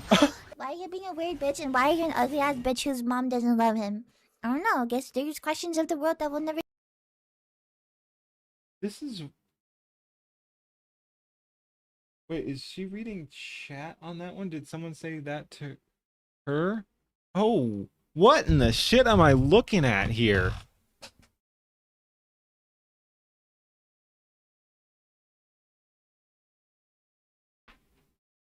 Okay. That's crazy. And why are you an ugly ass bitch whose mom doesn't love him? I don't know. I guess there's questions of the world that will never get answered. I'm not gay. Questions of the world, don't we? Girl, you're a man with a voice changer. I am! How could you tell? Oh boy, color me shocked. A face cammer is accusing a VTuber of doing heinous crimes based on their model and the tone of their voice. Many such cases. But this guy, Henry here, has been crashing out on Twitter, quoting a related clip showing that, yes, both this VTuber and the face cammer have been clashing. Telling people to so-and-so while also making fun of people's names. I don't know if they did. Like, I think they were reading something there and making fun of people's names. Okay, so on, whatever, disability, don't care. Calling them the R-slur, definitely don't care. And you just lost any, like, any right to, for me caring about you that, or your argument that was going to happen there, because you just said R-slur. Fuck you. Retard. Insulting each other, trying to get their communities to report one another. It's a very toxic situation. It's a very league situation. But Henry would quote a related clip saying, that well, yeah. The effing baby voice and accent and telling people to die while also making fun of people's names and disabilities and calling them the R-slur. Yeah, and? Oh, I'm irritated. Oh, boy, yeah, this and? guy has been very irritated the last, I don't know, like 3 days at this point, where he would post this saying, you're telling me this B word, went out of their way to make a character of a little child with big breasts. Brother, what? A whole baby voice. Brother, what? You gonna love Nani's response? Probably. Look at the handle for Henry. I see. It's also tiresome. Predator men also fucking to make money tiresome. off of that. Like, we think that's okay, and then tagging the VTuber saying, how do these things have a platform? Deal with now, it, you bitch. might notice this guy who thinks this VTuber is promoting Predator-related content has no issue reposting that same content he thinks is illegal. In fact, he would quote some art of this VTuber saying, I'm so disgusted. I know you just troll, but pretending to be a baby is sussy, but there's no evidence that she's pretending to be a baby. Like, that's all. This If you dude scroll having a through her fucking fan art problem. tag, she's literally depicted as a teen, and y'all are calling me crazy for trying to report a predator. Like, these 50-year-old gooners are getting way too brave. Baby, this is not normal. We need some mental help in jail. Someone needs some mental not only is help this in guy jail. trying to deplatform this VTuber over the model and the voice, but he wants her Foreshadowing. in jail. In the business, we call this foreshadowing. And also, this language right here, I talk about this all the time. Anyone who unironically calls a stranger on the internet like baby Especially or honey when or part of your problem is that they're acting like a baby, which again, I don't know if they are or not. But yeah, but why would you then call them baby? That's fucking weird if you have a problem with that. anything like that, massive red flag, but that's a story for another day. But this guy who's so terrified of this apparently jail-worthy... How is that a child? What the fuck is wrong with some people? Has no issue Check the guy's hard drive. saving, downloading, and then reposting Put him in jail that for his same voice. content Yeah, fair. with a caption like a baby, this is a whole child. Yes, if you believe this is CP, why are you downloading it and redistributing don't it? care. By your own standards, you would be what? What exactly? You're not law enforcement. You're not anything like that. How do you explain this?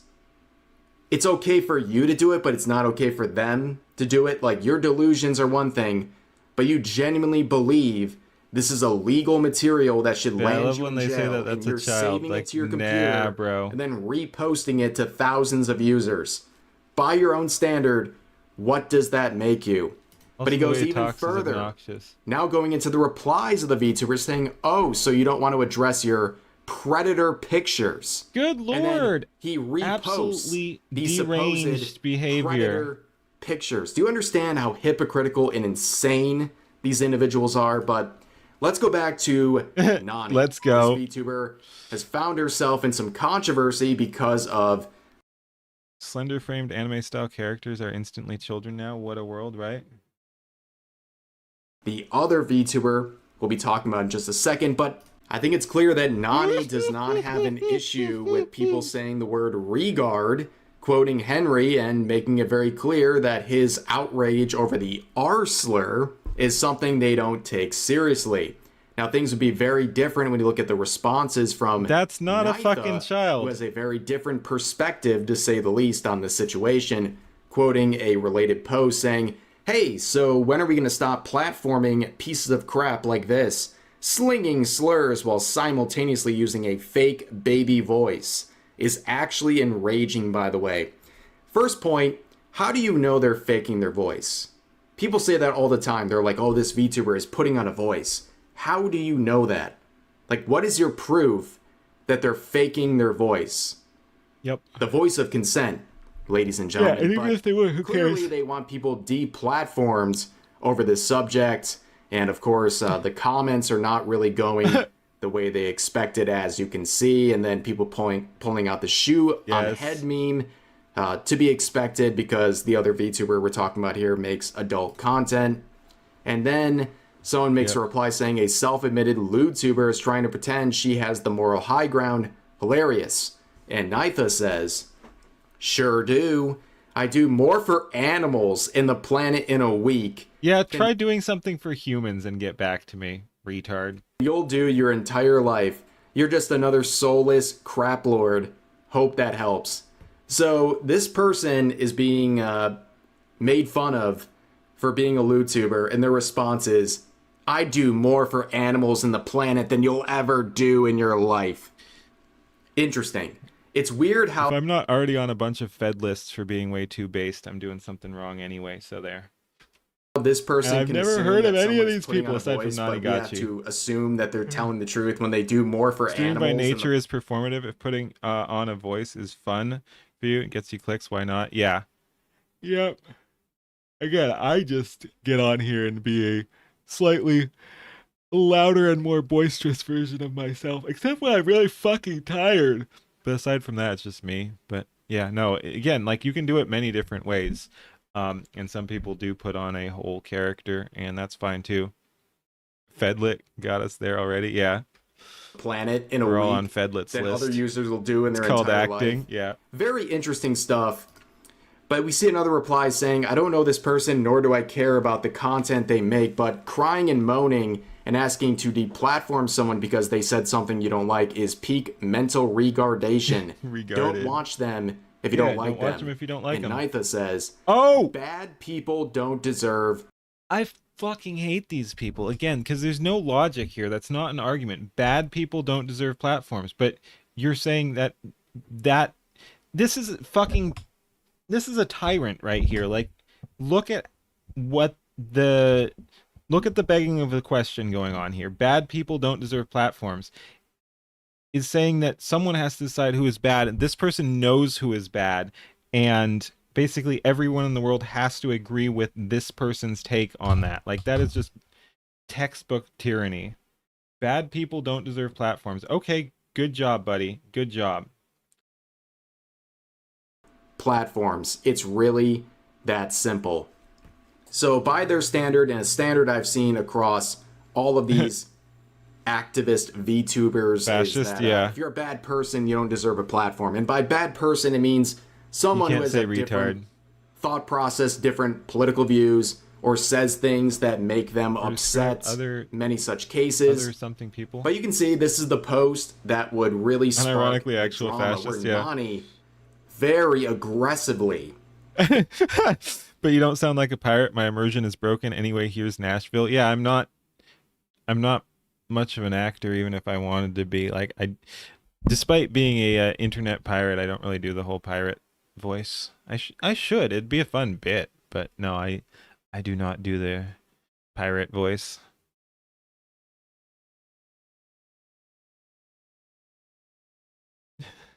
Thanked her community for showing up to her latest stream. I know.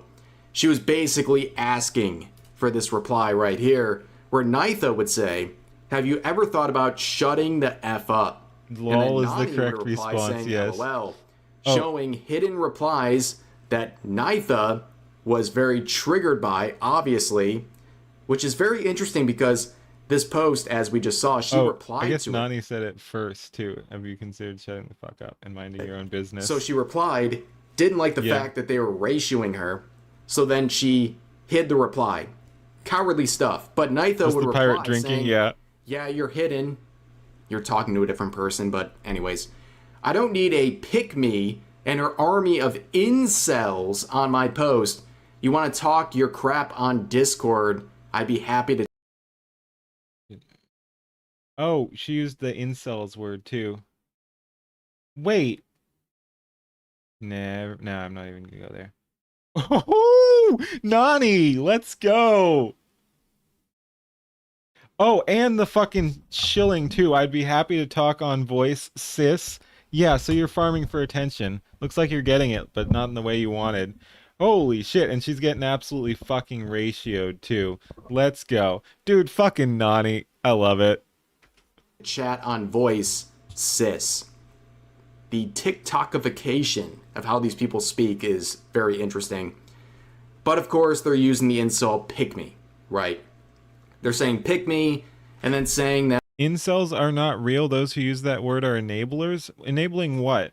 I don't even get it. Nani has an army of incels. I hate to break this to you, sis, but those incels you're making fun of and the fact that you're calling other people pick-me's, you need those incels. Oh, she did say pick me. I missed adult that. content. I was already moved on to being annoyed by some of the other retarded shit she was saying. But yeah, she called Nani a pick me as well. That's hilarious. I said play. Why aren't you playing? And who do there we you go. think is buying your content? Like, the lack of self-awareness is astounding, but we see this all the time from Oh, people she's even who got make a this sort of adult content. alternative They adult hate X the as well. customer base that they are pandering to. But Nani would reply saying "schmore" with a screenshot of Schmore. this VTuber's Oh, list of jeez. 18 plus Jeez. platforms, Jeez. including Really? Really? That's advanced touring right there. That is advanced touring.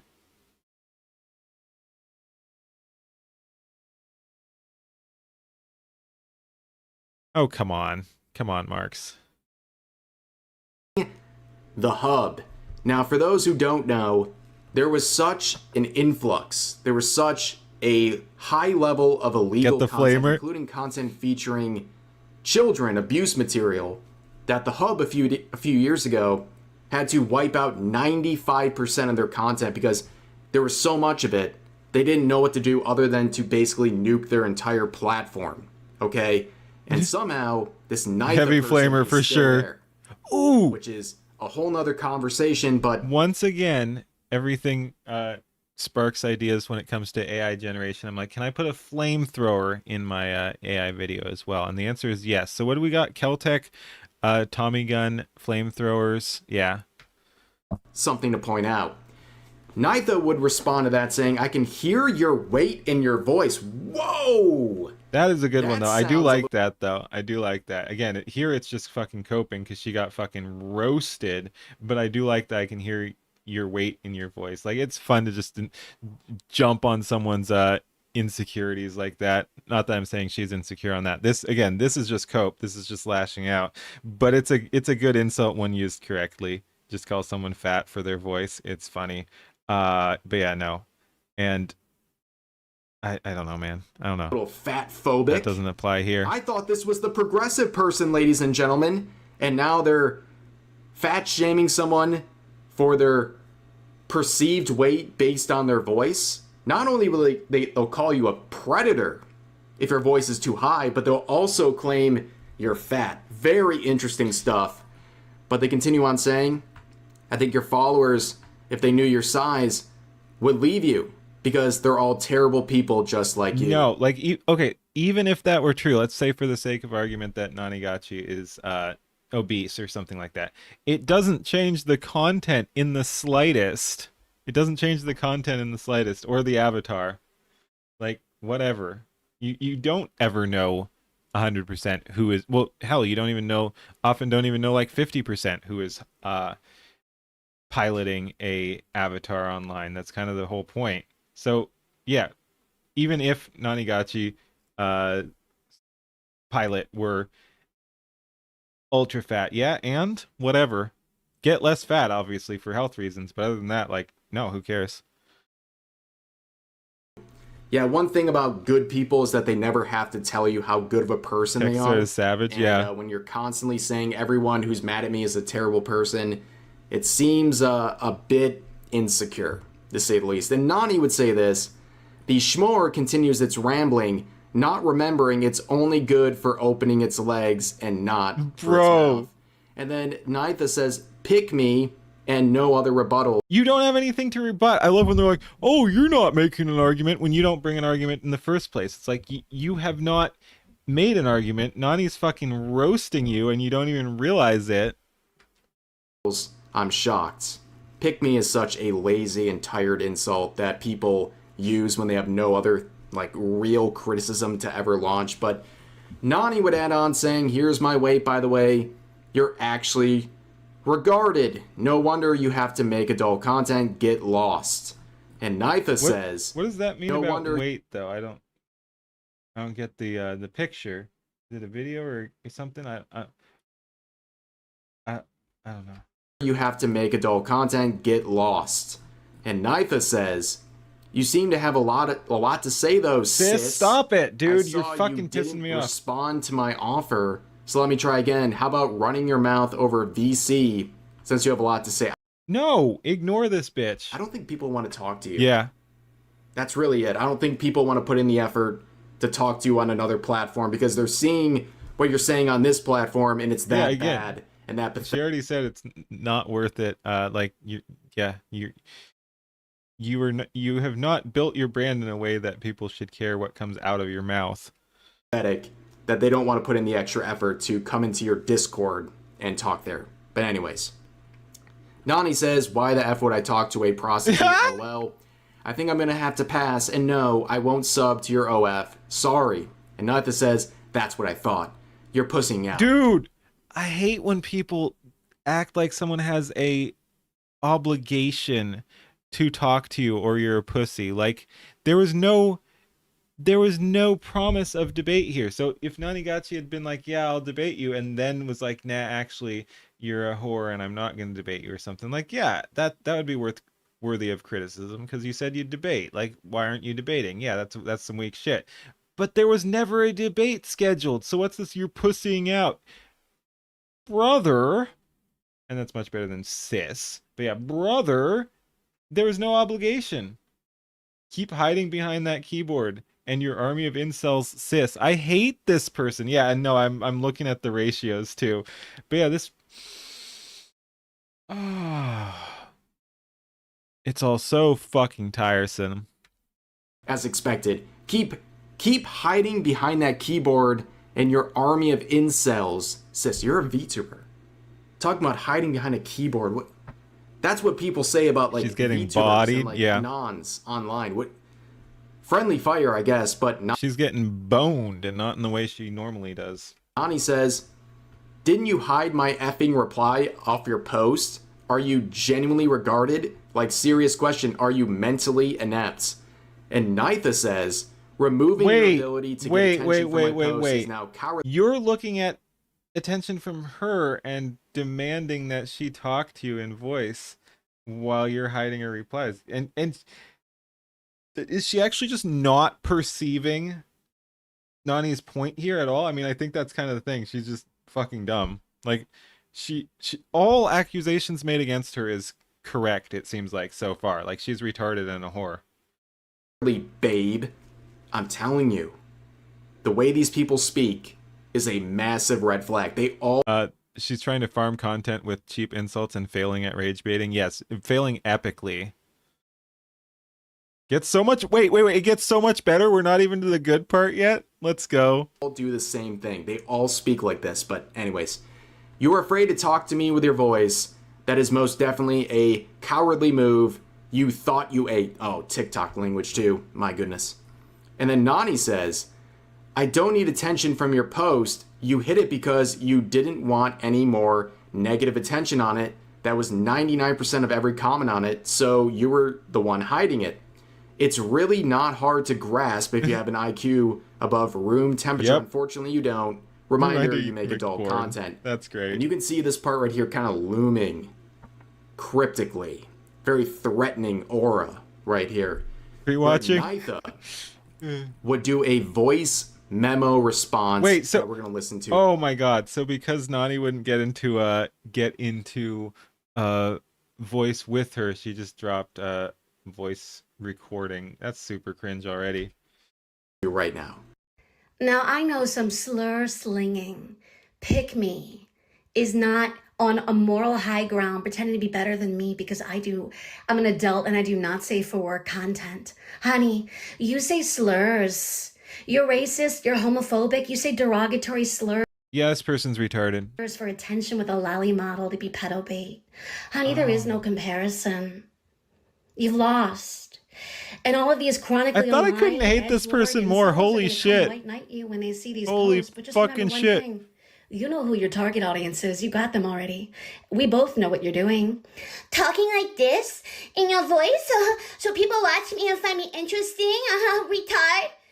Really, you got. Wait, you got a she hell said of a it? Personality there. She I'm said really it? impressed. So she can say retard. That's fine. Saying all Okay. my years of covering drama, I've never She been- criticized her for saying slurs, and she's one of those retards who thinks retard is a slur, and then said retard. And yes, Nani is better than her, clearly. stun locked like this.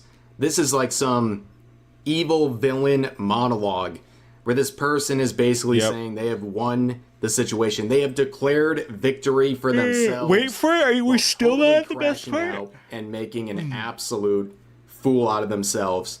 All of this began, by the way, with a post about a stream, right? And this person provided this absolute gem. You can see Nani quoting and saying, "Hey Dan, what the F is this? Bring the nuke." This has to be one of the weirdest effing replies I've ever gotten on Twitter. I'm crying. Like I said earlier, I've covered a lot of drama. You ever notice they like to call people the most obnoxious stuff like honey and sis and shit? Yeah, no, it's bad. Pick me. Pick me is the goal of a normal woman. I mean, yeah, and I also like when they call like married women pick me's. It's like, no, they already got picked, man. They're not like, they don't have to behave in a certain way to get picked. They already have been. So anyway, it's like calling married people incels and stuff as well. It's a lot of people just don't understand how words work and will try to spellcast on you. Never seen someone leave a voice memo in response. You know they are absolutely seething if they go to lengths like that.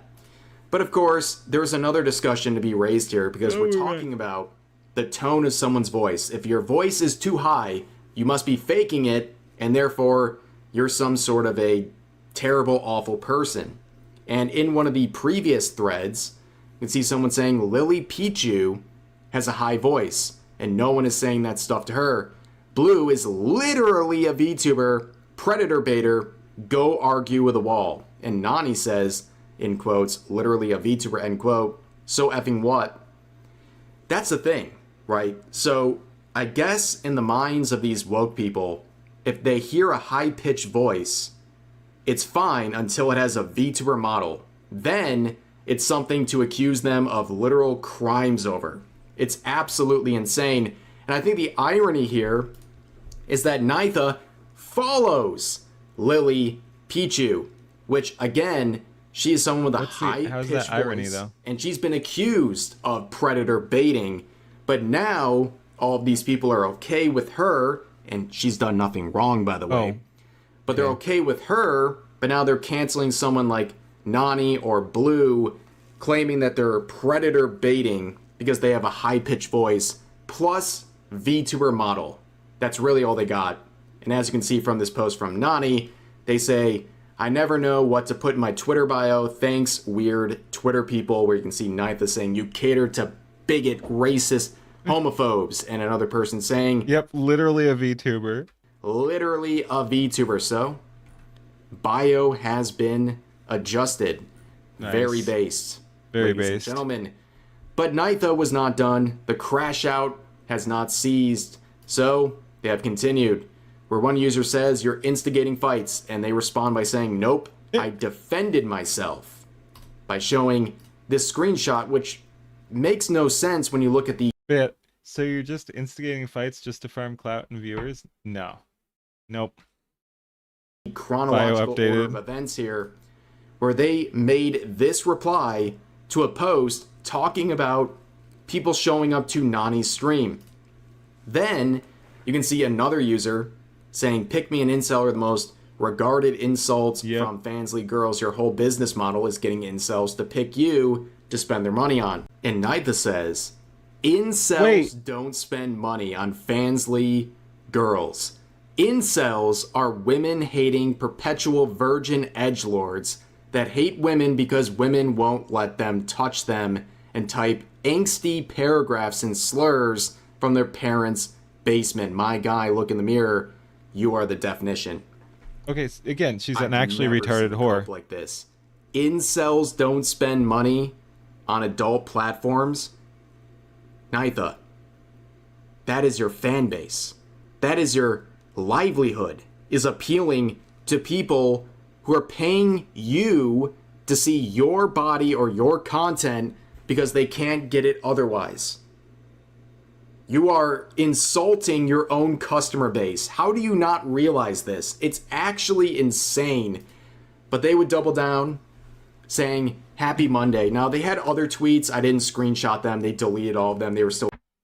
Wait, I just realized, doesn't this person... What's the size of this one? Because there's not a whole lot of engagement, even when they're not getting absolutely fucking ratioed. Crashing out, but they left this one up. And of course, people are saying, are you actually... Why do I keep saying whore? Because I'm not a fucking pussy. Like, it comes up in here. Everyone else, well, mostly Nani was calling her that. But why do I say it? Because I have fucking free speech. That's why. That's why I say whore. And she's being a whore. Like, literally, definitionally. Doing digital blackface. That was a real thing, by the way. Posting GIFs of black women is apparently... doing digital blackface. That was a whole thing, but Nitha is woke, so that's their standard. But they reply saying, kick rocks, incel bigot. One look at your profile told me exactly what I needed to know. Which is what? Make an argument. Amazing Again, stuff, ladies and when gentlemen. you're Reminder. not making an argument, it's wild. It all began with this. There were some side quests, but ultimately a post thanking their community for showing up to their stream led to one of the most epic crash outs I've seen in a minute. But that's going to do it for this video. If you enjoyed, please consider giving the video a like, consider subscribing and turning on notifications for daily uploads as well as multiple streams every week live here on YouTube. But overall, hope you guys enjoyed the video, and I'll see you next time. All right, thanks for watching. And want to see the world's most dangerous creature? She's definitely up there. I mean, look at how she fucking destroyed there. That was wild. But yeah, thanks for watching. Like, comment, and subscribe. Peace. All right. I'm getting tired, but I do want to hit up why I named my video what it is. I have not seen this. I like Tom Woods, and this popped up. Oh, this was actually from 7 days ago. I thought it was more recent, but yeah, it's one of his more recent videos. And we'd been talking about similar things about equality and the crab in the bucket stuff. So anyway, let's go ahead and see what we got here. Hey everybody, Tom Woods here. Hi, Tom. I got to spend today denouncing a principle that everybody thinks is intimately associated with America, but unfortunately, that's my duty here as the host of the Tom Woods Show. I just got back from a trip to Ireland, and I had a guest fall through, and I thought, well, I'm just going to turn on the old microphone and riff a little bit, and I've come back to this topic of equality because it seems to run through every news item I read. In one way or another, it's there. And it's not that I'm just gratuitously opposed to this idea. Obviously, to some extent, everybody believes in the idea of equality, at the very least in the sense in which the Jacksonians meant it in the 1830s. When they said equal rights, what they meant was nobody gets a damn thing. That's the sense in which you have equal rights, is that everybody is equally deprived of the ability to get coerced benefits at the expense of their neighbors. So you're all equal. Your neighbor can't get anything at your expense, and you can't get anything at your neighbor's expense that is coercively provided for you by government.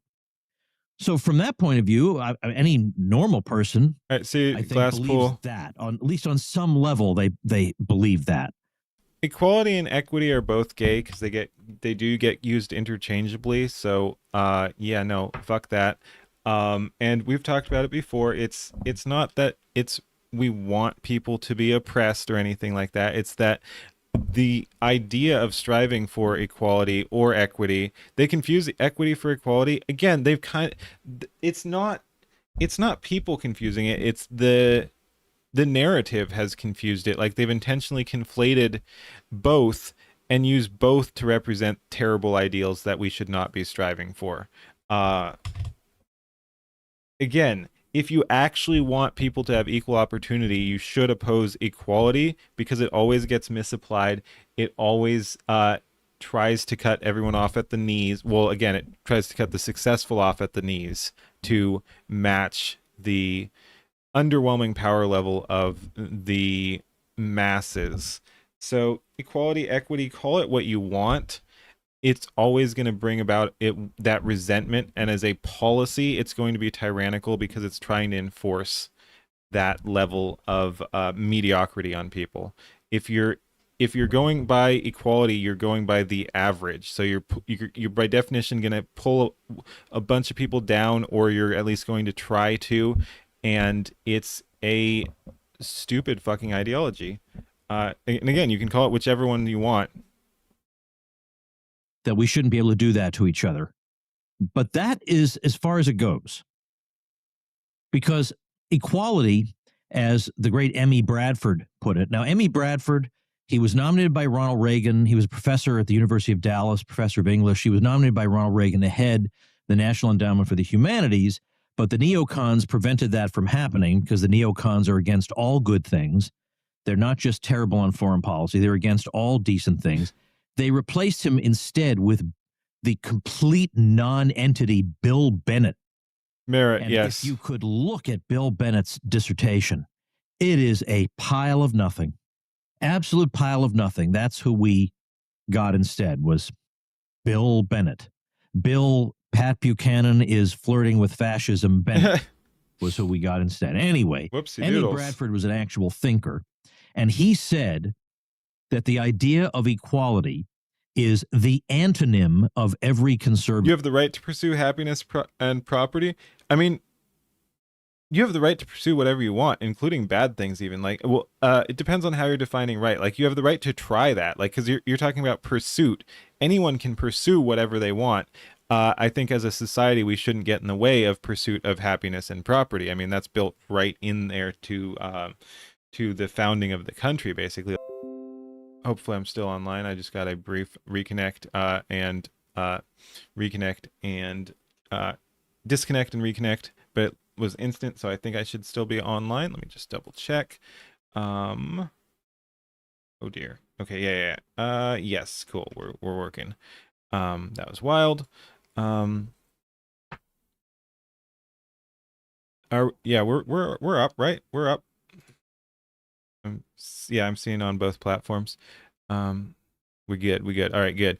But yeah, rights do not exist. You have protect privileges. I think that was a typo there or whatever, but to some extent, because just like I was talking about, people can pursue whatever they want. Rights can be violated. Like we can philosophically debate whether or not someone should have a right, but by and large,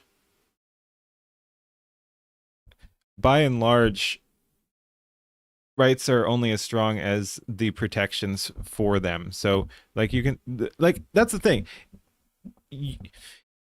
It's a little hard to phrase, but like that's the thing. No, you can claim a right, but if you can violate that right, is it really a right? Like, who gets to decide? Similar to what we were talking about earlier with that, where it's like, oh well, then who gets to decide that? Like that retard in the last video saying that only good people should have platforms or something. That's begging the question on what a good person is and demanding a moral framework. So, who gets to decide what is and is not a right?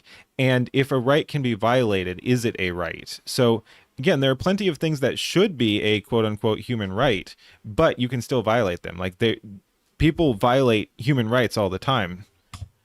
So anyway, it's an argument of terms about what a right is or a privilege. And it is a little nebulous, and you do have to go mostly to negative rights versus positive rights, but even negative rights get violated all the time. So if your negative right is that you have the right to pursue life, liberty, and the pursuit of happiness, basically without undue government intervention, but the government can intervene, that right is largely useless. Like, it's still worth talking about on the ideological level, but your rights are getting violated. So what difference does it make? Ages of modern age. Rights cannot be violated. You have one right to think and not speak. Rest are protected privileges. But someone can like come and stop you from thinking too, with force. Like, I don't know. I think we're largely agreeing there. That's what I'm saying, is that anything can be violated, but yeah, no, people can do things to other people, and that's not good. But much of them. Harry Jaffa from the Claremont Institute. Now, by the way, the Claremont Institute. You have the right to live. Much you have the right to try to live. Like, that's kind of what I was saying too, with the that you can just show up and end someone like that. You have the right to try to live. Than it used to be in the old days. So, if you think you're catching me in a contradiction, if I have somebody from the you'd argue that a right being violated is different from right existing. It conflates right with power. But my point is, you still have to define what those rights are and why they're rights, and it is going to be somewhat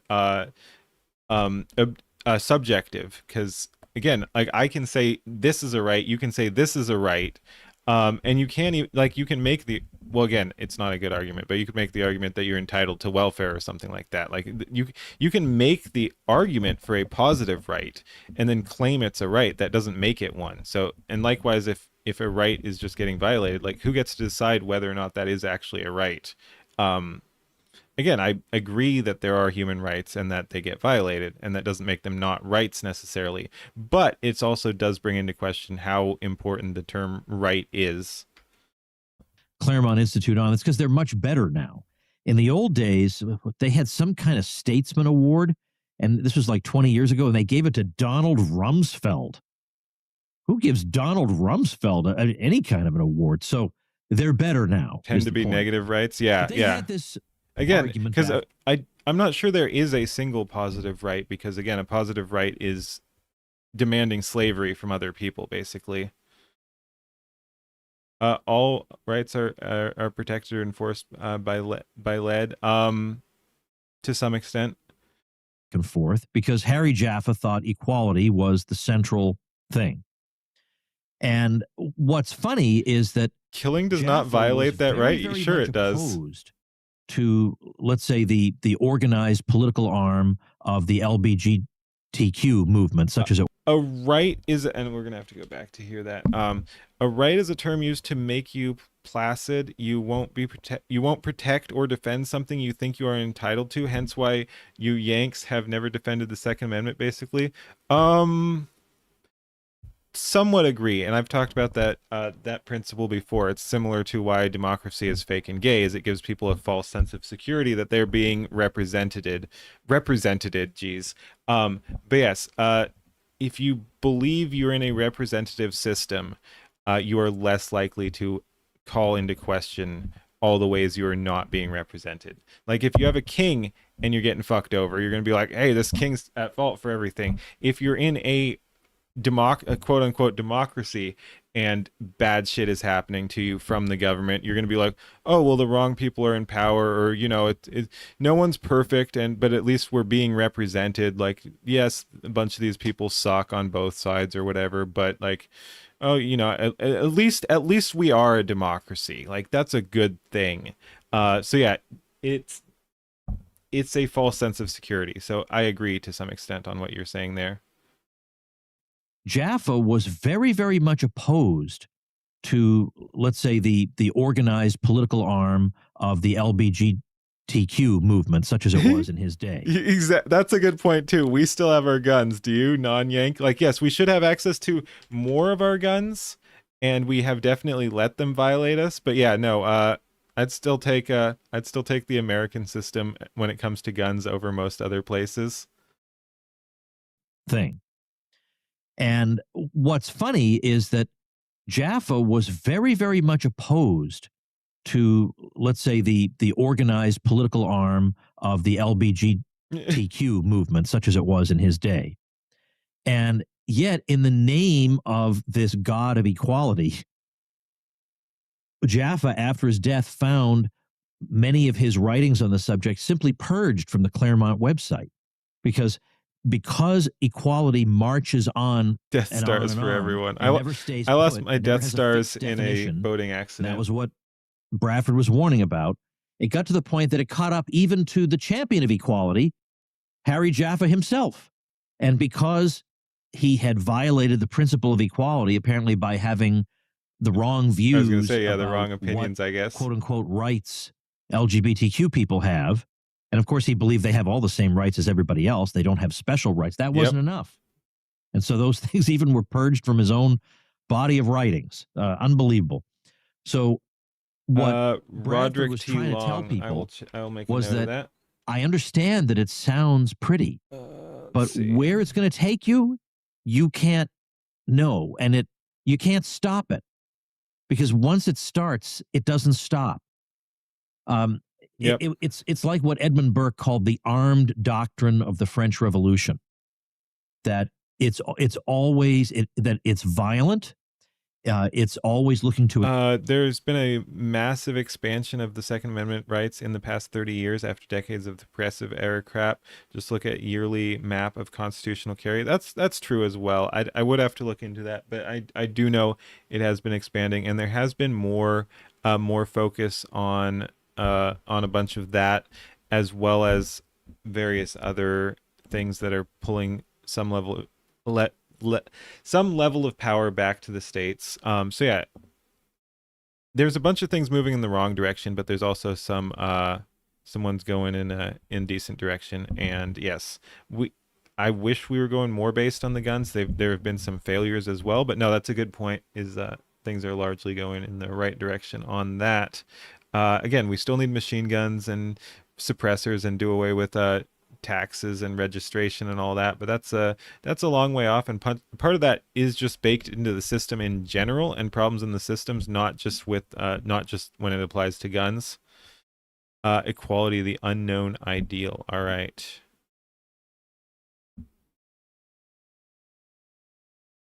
Expand, it can never be contained, because just when you think you've gotten a handle on it, oh, it means this. Suddenly, it doesn't 3D just mean printers, that, hell because yeah. in order to bring about this kind of Let's go, equality, Brandon Herrera, we need also to bring true. about the next level of equality. So we can't have equality of opportunity, which is what a lot of conservatives say they believe. I believe in equality of opportunity, not equality of results. Okay. All right. Thanks, Boomer. The problem with that is then the left says, well, you can't really have equality of opportunity, can you? Unless we take equality even further. Yep. And we See, that's give what I was people- talking about. Like equality of opportunity versus equality of outcome is, again, equality of opportunity is great, but it's all going to get conflated and it's all going to be used to make everything fucking fake and gay. We have to take into account that people are different and complete equality. Again, equality of outcome is often going to demand equality of opportunity, like he's talking about here. So even as someone who believes in equality of outcome, it has to be handled, equality of opportunity. It has to be handled very, very precisely and can't be applied broad form, or it is just going to turn into equality of outcome, which is absolutely fucking terrible. And like I said, does away with merit, supports and actually enforces mediocrity, punishes excellence, all that. Like it's really lame. Who are quote unquote less fortunate this or that extra benefit so that they will be quote equal to everybody else in terms of opportunity. And so then that becomes, and then as we'll see a little later, then the question becomes, well, can we you can tell when they were able to gut the Americans' natural rebelliousness. It was the Oklahoma City bombing. They were able to crush the militia movement and make everyone look like villains. Yeah, that's definitely, I mean, I don't think there was a single flashpoint. That was definitely one of them, though. even allow the family? Because isn't the family really the incubator of inequality? Because you don't deserve your hard work. Also, guns are like pacifiers. You never use them to defend your rights. It's a post-gun world, hence why you don't care who has guns. Well, that's retarded right there. Because you can remove people faster and less effort using, I'm sure. But yeah, you're right on the first bit there. Guns are like pacifiers. You never use them to defend your rights. Yes, to some extent. It's still better to have them, but it is unfortunate that we have so many regulations on the use of them too. Like even in one-on-one personal self-defense situations, you're going to face a lot of legal trouble. We've seen that plenty of times. That you shouldn't get your life ruined for using your guns. So again, similar to the democracy thing, I somewhat agree. It's still better. Guns, it's better to have than not have. Democracy is up for debate. Guns, it's good to have even if you don't use them. But I get what you're saying about the that some people think just having them is good enough.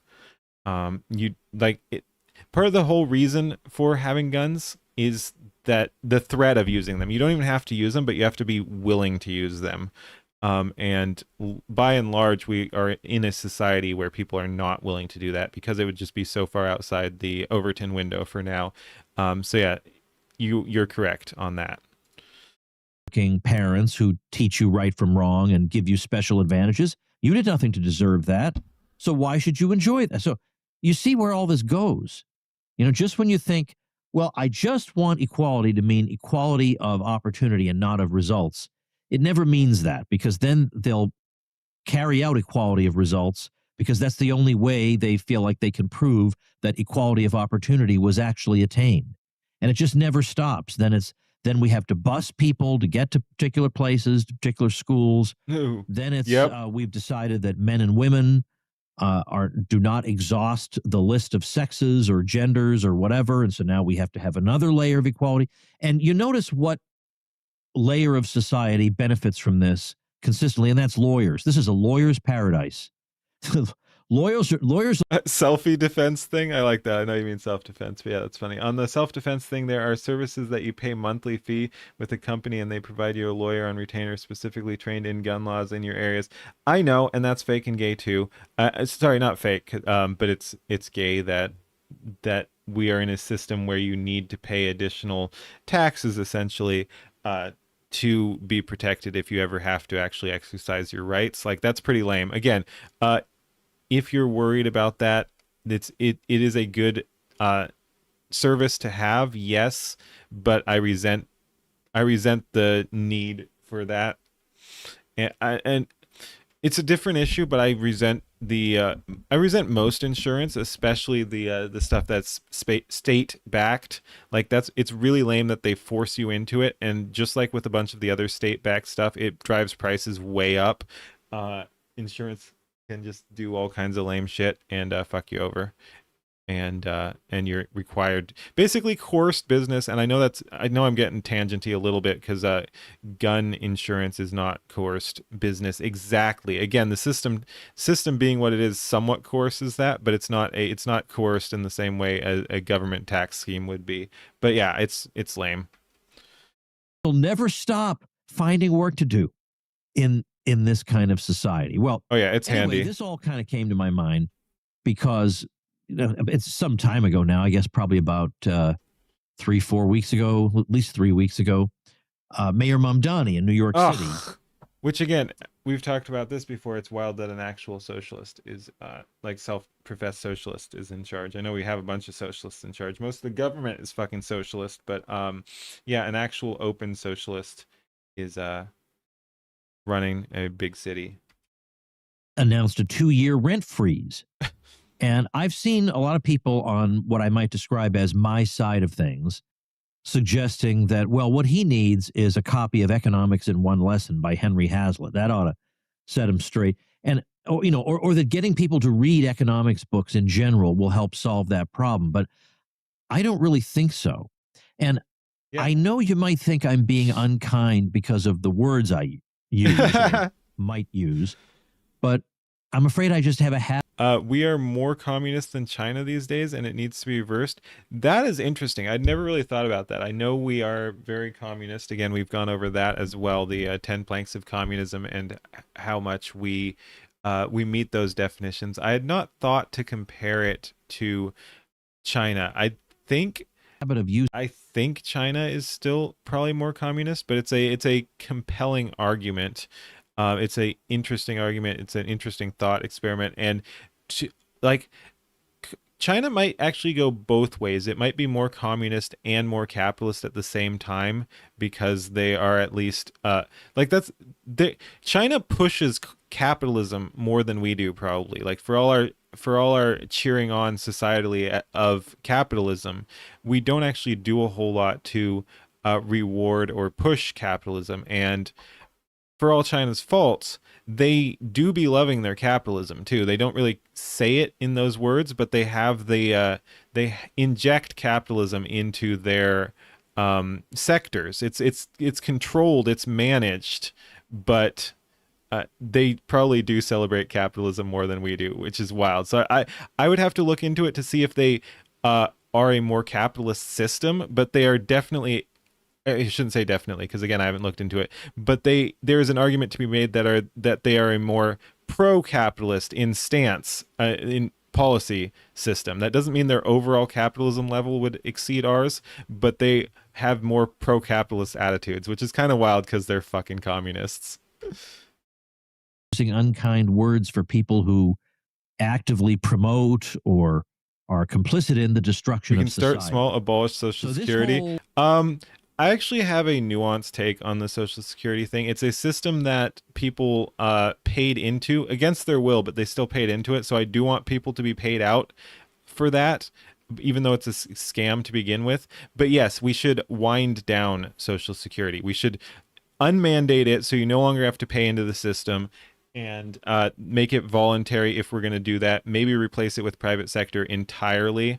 But yes, I do think Social Security is one of the few entitlements I do think people are actually entitled to, because they've paid into the system. Rent thing for a couple of years. Very low IQ people are cheering for it because they're incapable of thinking, and in fact, they're positively unwilling to think beyond the most obvious and immediate effects. If you ask them, China is overt controlled capitalism. It isn't a free market. Yeah. To consider second-tier effects, third-tier effects. This is like explaining quantum physics to a Neanderthal. Now, Walter Block makes a good point. He says, if you wanted to lower rental prices through price controls, now you shouldn't, but if you wanted to. Communists don't hate capitalism. They absolutely fucking do. You should instead want to do the exact opposite of this policy, which would be to impose Social Security is a glorified Ponzi scheme. Yes, I still want the people who are forced to pay into it and expected outcomes to get that, though. But we need to wind it the fuck down. Stop making any of this shit mandatory. Like, don't take people's money and then promise them shit down the line. But yeah, I don't want to screw over the people who have already paid into the system. And I'm not even hard and fast on that. Like, at some point it might be necessary, because again, it is unsustainable. At some point it might be for the best to just say, nah, fuck it, Social Security's done. I hope it doesn't have to go to there, but it would probably be a net positive, I'll say that. But again, I actually do believe in fairness, and I do think it'd be more fair to pay those people out. But yeah. Communist hate capitalism, yeah.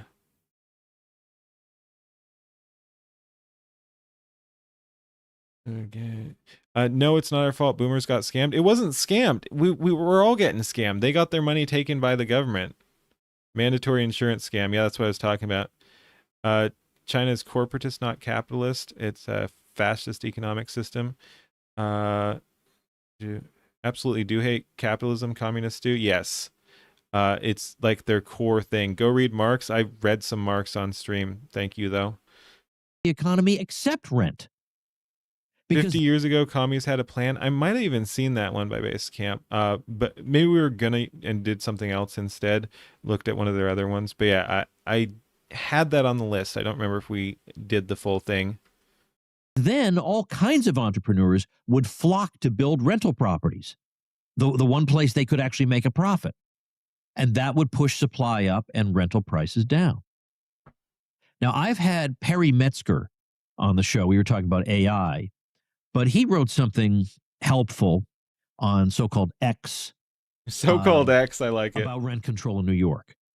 And I want to share it with you. He says, in the 1960s through 1970s, huge numbers of buildings in New York City were abandoned because their owners could not make enough money to cover the expense of providing apartments to their tenants, could not legally get rid of their tenants so long as the building stood, and could not sell the buildings because no one wanted an asset that permanently lost. You read Marx? Name the book you read. It was a excerpt from On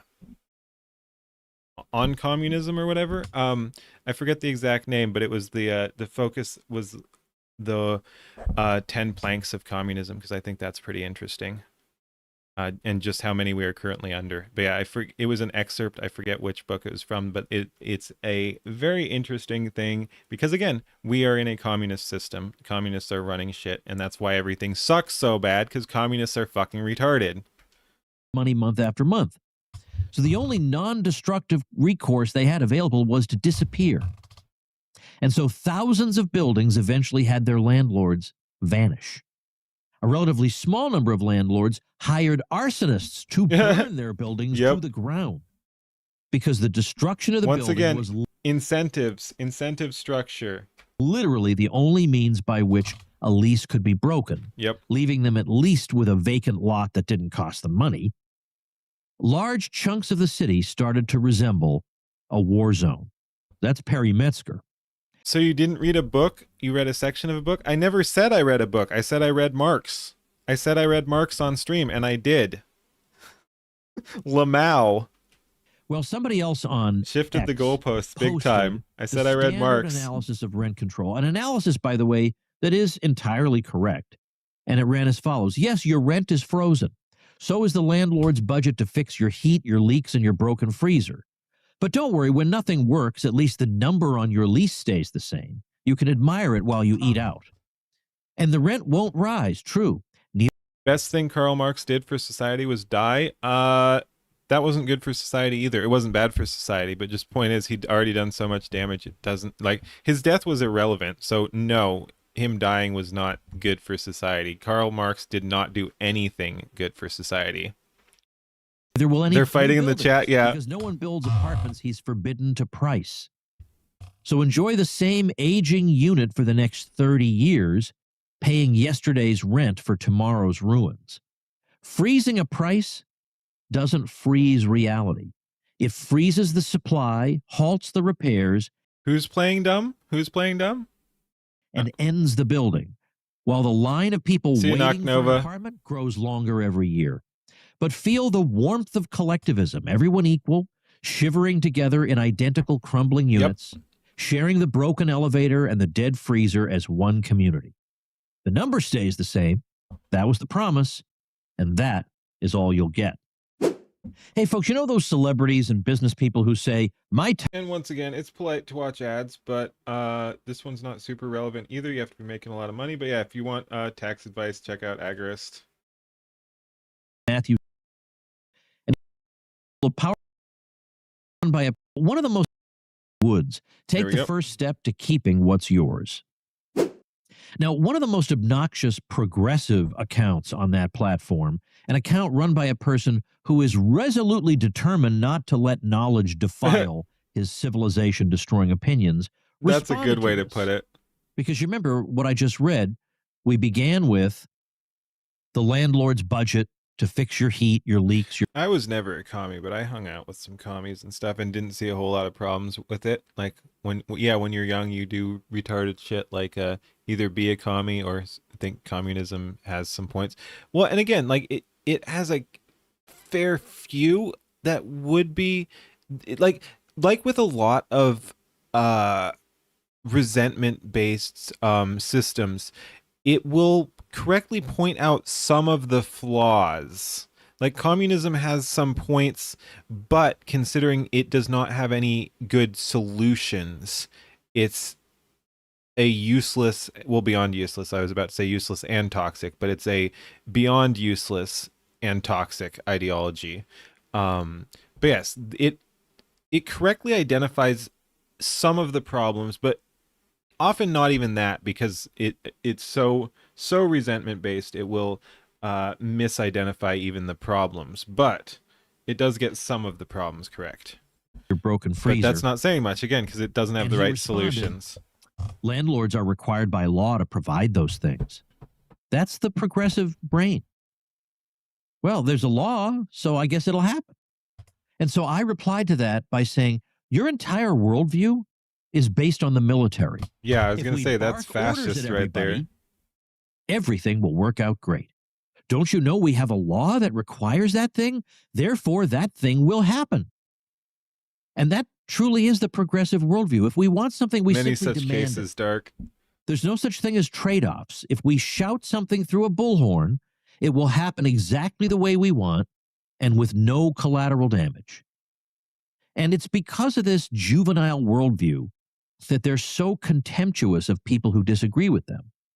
And it is well established, Jonathan Haidt has done this, but he's not alone. It's well established from surveys that people on the right can explain progressive opinions with vastly more accuracy than progressives can explain the views of people to their right. The right is more understanding of the left than and their positions than the left is of the right, and also the right is unironically ironically more diverse in their opinions than the left. Again, we've talked about the left cluster ideology and cultish behavior, like you have to subscribe to everything or you're not a true leftist. It's not the same on the right. They don't know a thing about what other people think, and they have no interest in knowing a thing. Here's what they do know, quote unquote. They know they themselves are righteous people who want inexpensive. Once again there, Freddie, somewhat agree. Again, there's plenty we disagree on, but it is important to call these things out when things aren't working. Conservative isn't a political ideology. 10 years of trans, time to conserve.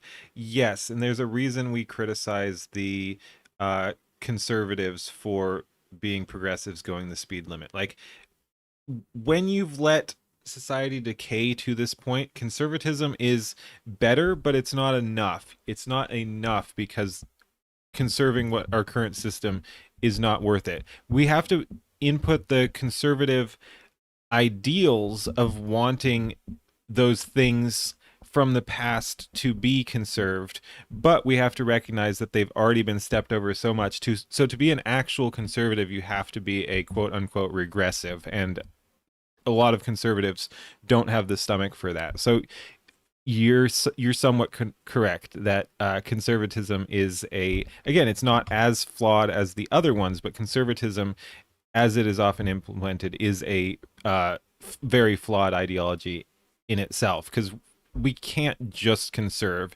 If you are an actual conservative, you have to want to wind things back as well. Expensive housing for people, which they can get simply by shouting through a bullhorn. And their opponents just perversely refuse to shout through that bullhorn.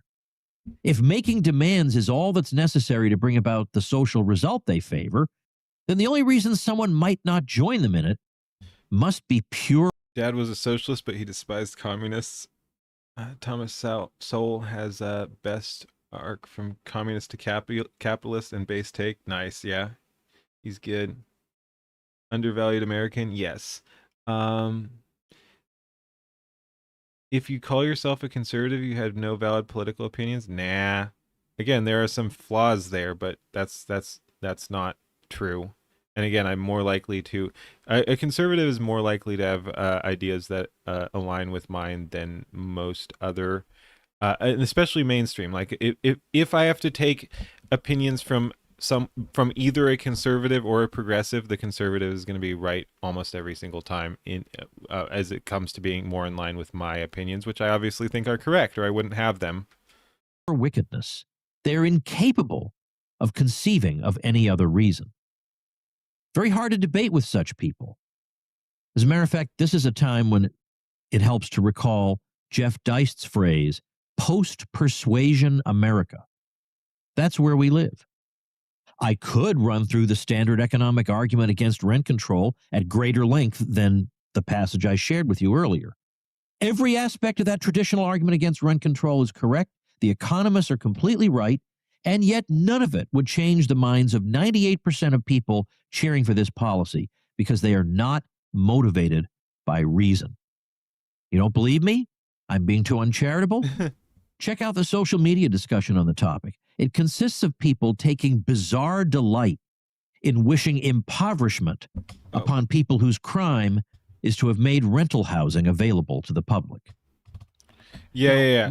Left has run so far out to the extremes that basic ideas are now far right compared to even 10 years ago. No, it's insane. You can have not changed your opinion at all and have been a mainstream Democrat 10, 15 years ago, and you are far right now. It's, well, I mean, still, yes, I think as I've said, I think we're clawing things back culturally now. Like, we're not as far left as we were 5 years ago or whatever it would be. So we're starting to change that trend. But yes, a bunch of stuff that is not far right is still called far right, but by increasingly irrelevant people.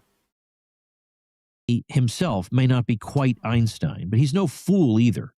He knows that a policy like this will make these properties no longer viable. No one has the perfect answer, but you're partial to Heinlein. Yes, I like his stuff. I do think a lot of people act like he's suggesting specific things, but if you read multiple of his books, like he's just kind of exploring a little bit. Like sometimes he's libertarian, sometimes he's quote unquote fascist or whatever. So yeah, I don't think Heinlein was necessarily presenting exact solutions. It was more like kind of brainstorming, but yes, there's some very interesting stuff in there. At which point he and his ideological compatriots can blame the failure of capitalism yet again and take over the properties directly. Yep. You can send him all the copies of Economics in One Lesson you want, but that book assumes it's dealing with people of goodwill who want what is best for mankind. Good faith. It always comes back to that. That book does not work for any other kind of person. Oh, we're bringing about equality for the people of New York. But what they're actually bringing about is destruction, as anyone with half a brain already knows. And the language about equality and the social democratic language is always cover for hatred and destruction. And you think nobody thinks that way, but they do. They do. When you read the poems that Karl Marx wrote in his youth, there we go. He is obsessed with the fact that he can create nothing. Therefore, I will destroy. I can create nothing. Therefore, I will destroy. And what always happens? People who create nothing destroy. So I'm a sentimental person. I love New York very much. I won't stop visiting because I have friends there and things I enjoy doing, and because I don't allow politics to deprive me of things I love. I could not live there. They are Takes coming. one for bad me. guy to ruin the If I plan. lived there, I would get out. With a heavy heart, to be sure, but I would get out. Because they're the point of conservatism is the holding on to what is worth saving. Progressivism is trying new things. There are mistakes made on both sides. Again, if we're talking like the application of conservatism, it is often misapplied, and progressivism is pretty much always misapplied. You're a firm believer that some people should have to do some form of civil service, not necessarily the military. Sorry, but something.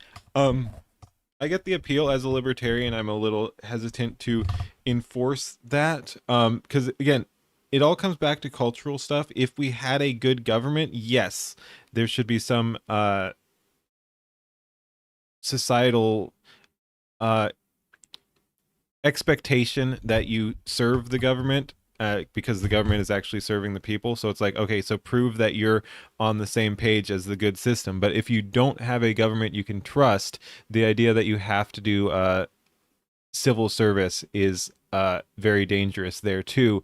And the other thing is I'd want alternatives. I'd want you to be able to do that on the private level as well. Like militias should count as civil service if we're going on the military route too. Like you should just be able to. We've talked about this before as well, but like it would be nice if you could get credit just for like showing that you are trained and ready if you need to be for combat in society. Like if that's a value that is something you want to uphold, you need to be able to do that without directly interfacing with the government too, and then prove that that you're training and ready.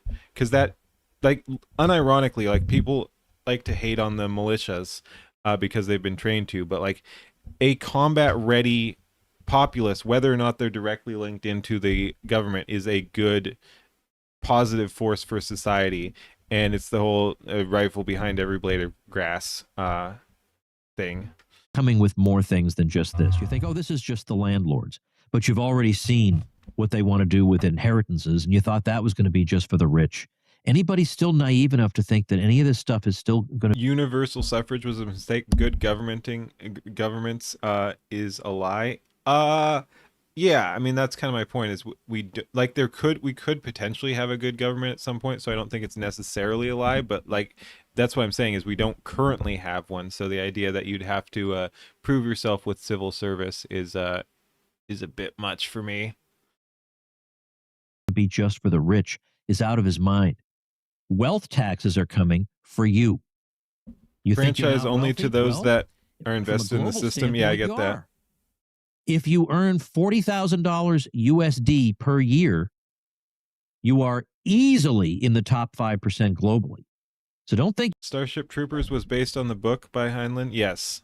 I mean, the book is Starship Troopers, so yeah. Libertarian, yes. But mostly, I think. You're exempt from wealth taxes. They could be coming. And also taxes on unrealized gains. That is also... They always say Starship Troopers is fascist. You should have listened to me about low-stress options. You'd be richer and you wouldn't have to worry about this stuff as much.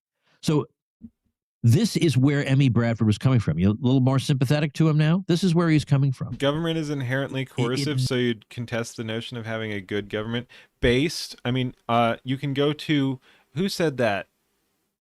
Adams? But yeah, was that?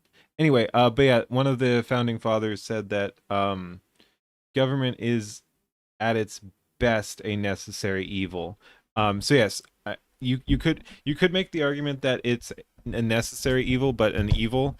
So yeah, I'm a libertarian. I think there's purpose to some level of government, and that it is a net positive when applied well. But yes, no, in current form, government is absolutely toxic. Never stays limited. It's an imperialistic way of thinking.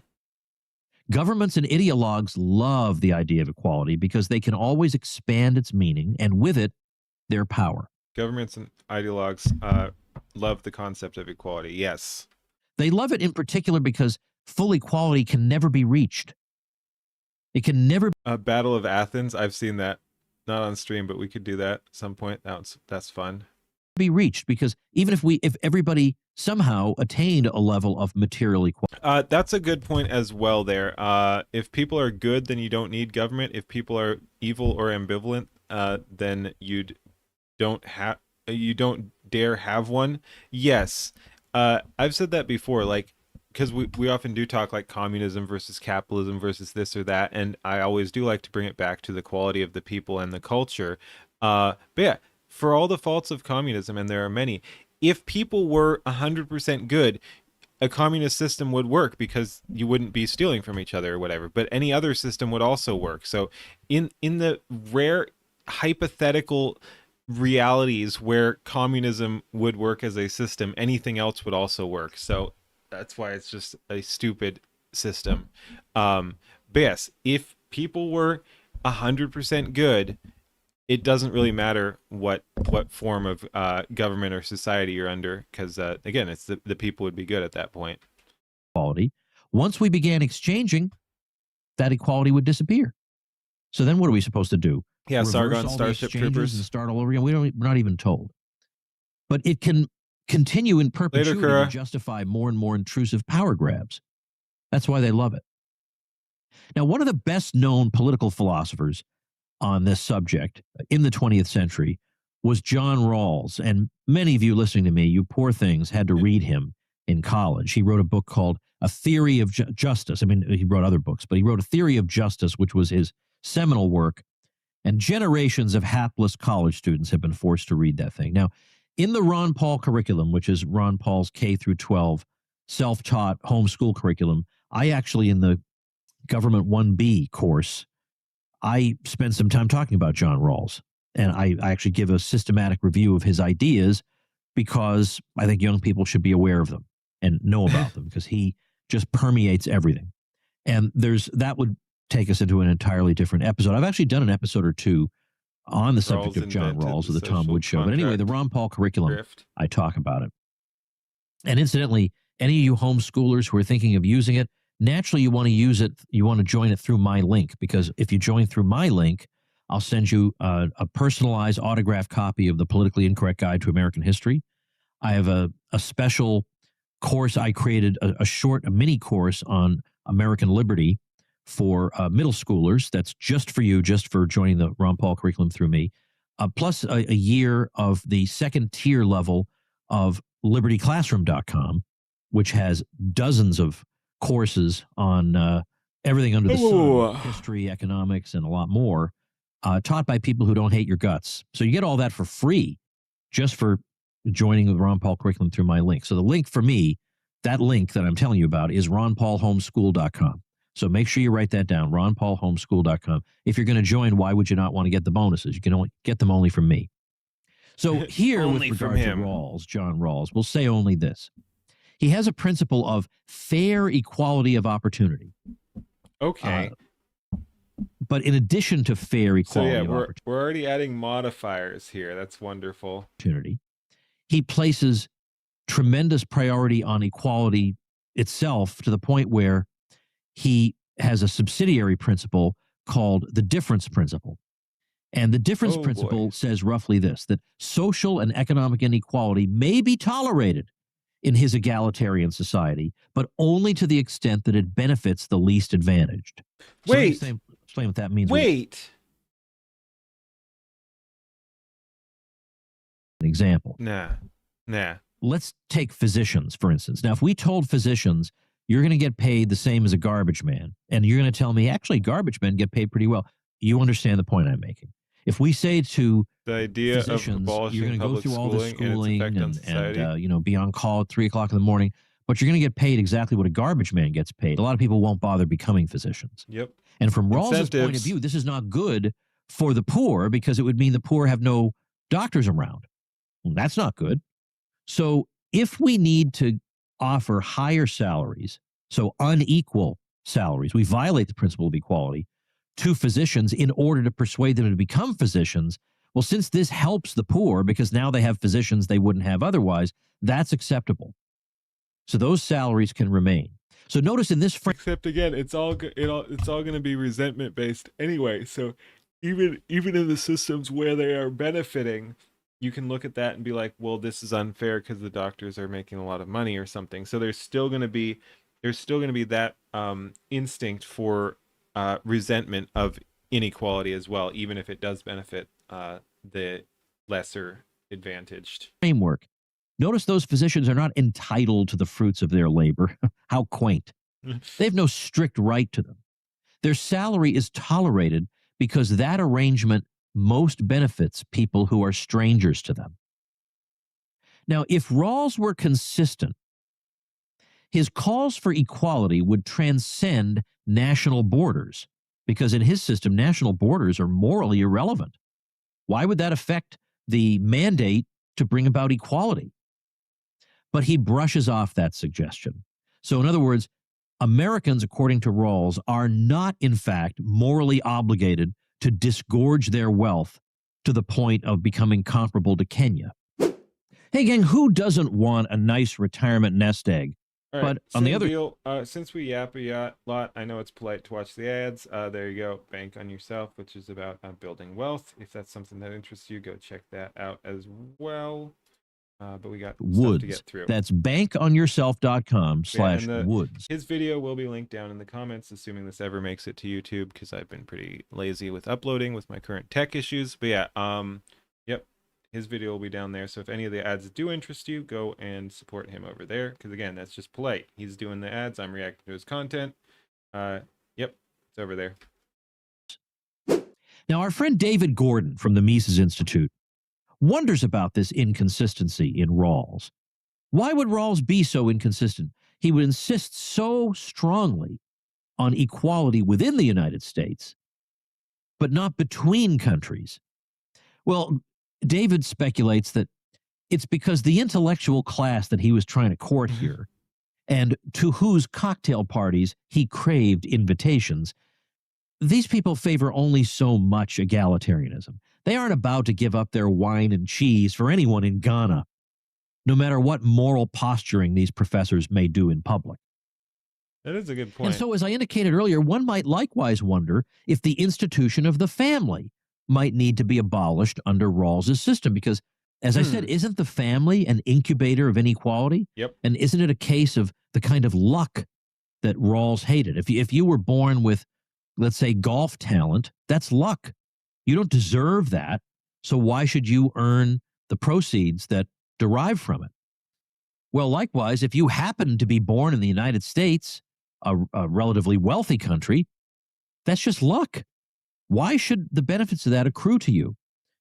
Well, so again, he should have believed in equalizing between countries, but he didn't. And I am kind of convinced by David's reason. Well, also then, what about being born in a family that really cares about you, that invests money in your education, invests money in helping you learn skills, in teaches you to speak and conduct yourself properly and all that? Well, that's luck too. You didn't do anything, quote, to deserve that. So why should you get to enjoy the benefits of that? And in fact, Rawls even poses the question, and this is an exact quotation from Rawls: is the family to be abolished then? He says, taken by itself and given a certain primacy, the idea of equality of opportunity inclines in this direction. Of the abolishing family direction? Yeah, see, you gotta look at the real world outcomes as well. So, like, if you're that obsessed with things that you want to destroy the family, you're not the good guy. You're not the good guy. You're a fucking ethicist. Fuck you. Yeah. And this sort of shit is exactly what I was talking about at the beginning. Like, they want to cut people off at the knees. You don't get to enforce that shit on me, on society. People are going to be unequal, and trying to force equality is going to do a lot more harm than good. Inclines in the direction of abolishing the family, because you don't have equal opportunities if one person is in a good family and one's in not so good a family. So you see what I mean? When I first started talking, you thought, I don't know, maybe Woods is going a little nuts on this issue. But now you're starting to be sympathetic to M.E. Bradford and his warnings about where equality can wind you up. I was always on. Well, I am here to assure you that John Rawls has told us that there is no particular, quote, urgency to take this course. Okay, unquote. good. In other words, there's no particular urgency to abolish the family. Well, thank you, Your Majesty, for generously allowing us to keep our families. There we are. There's the ideology of equality taken to its logical conclusion. Now, I happen to be reading, now you will have seen this about a week ago, somebody named Dua Lipa. I guess maybe some of you know her music. This is the last thing in the world I would ever listen to. Yeah. But one of my favorite examples of left-wing drama queenery is the occasional bookstore display of banned books, or even if they don't use the word banned, it always implies something like that. It's not a single one of these books would any American have the slightest difficulty obtaining from even the most mainstream outlets. But these books are always in some way about equality. And by equality, they mean these books bring out the views and experiences of so-called marginalized communities, thereby making them equal to everybody else. But then you realize these communities are not marginalized in any meaningful way. Well, in any event, so-called Dua Lipa has just launched a collection of 100 such books in a famous Portuguese bookstore. Gross. A sympathetic description of the collection notes that it, quote, also includes books that may never have been formally banned, but have nevertheless questioned existing structures of power or the suppression of individual. The meme of equity of them standing on the boxes to watch the games are so accurate. It's not actually moving boxes around. Equity is cutting someone's legs off to make them equal height to the others. Yeah. And collective voices, making room for those whose stories others have tried to erase. Now, dear listener, well, and even if it was just about moving the boxes around, like, why is it somewhat, like, if that is a marker of, like, property, for example, or wealth, why is it some authority's business how many boxes you can have? And just because someone is shorter than you in that example, that someone can come in and take your boxes by force and give them to someone else. So even there, it's still a flawed concept. Even if you're not actually cutting off their legs, it's wrong on both counts. Feel certain you already know, without even looking at the list, that the alleged stories others have tried to erase are from so-called marginalized groups whose concerns, far from being in any way marginalized, dominate Western news and societies, have turned the Western legal system upside down, and are the subject of ceaseless sympathetic media portrayals. Now, one of the criteria for these banned books is that they've been, quote, removed from school curricula. You have no right to be in school curriculum. That's not a ban. That's not a ban. So if certain books were once taught and then someone decides not to teach them anymore, this constitutes, quote, an effort to deny someone somewhere the chance to read them. Now, everything with these people is projection. If they'd like to know what it's actually like for students to be, quote, denied a chance to read a book, try walking in our shoes for even 10 minutes. No textbook I favor would get past 95. They hates us, Precious. The commies hates us. Yes, many such cases. % of school committees in America. Well, there's a photo circulating on X and showing Lipa And ironically, they hates us because of classism, their classism, sexism, racism, and all the other isms you can think of, because they break everyone down into categories and then apply that in broad strokes across the entire group to act like there's some sort of, overall message there that needs to be addressed. And yes, it's very ironic. But yeah, so they hate white people because whites are more successful. They hate men because men are more capable and successful in a fair system. They and so on and so on. They hate Americans because America is prosperous. They hate the rich because the rich are prosperous, obviously. All of that. They hate straight people because they're the majority. You could just go on and on and on. But yes, they break everyone down by groups, and then their insane crusade for equality means that they hate everyone that has an advantage, either numerically or capability. Holding. Oh yeah, someone said Christian. Yes, they hate Christians as well. Copies of Margaret Atwood's book, The Handmaid's Sam Hyde's Tale. words are evergreen. Yes. Well, my old friend and also erstwhile Tom Wood Show guest John Carney wrote as follows: the banned book she's holding was not only a 6-season series on Hulu, owned by the biggest media companies in history. No way. It also spawned a young adult spin-off series. Handmaid's Tale was in the banned book. Sorry, I was a little distracted there, but yes, that's funny. Banned. It's on many high school summer reading lists and is available in every general bookstore in America, unquote.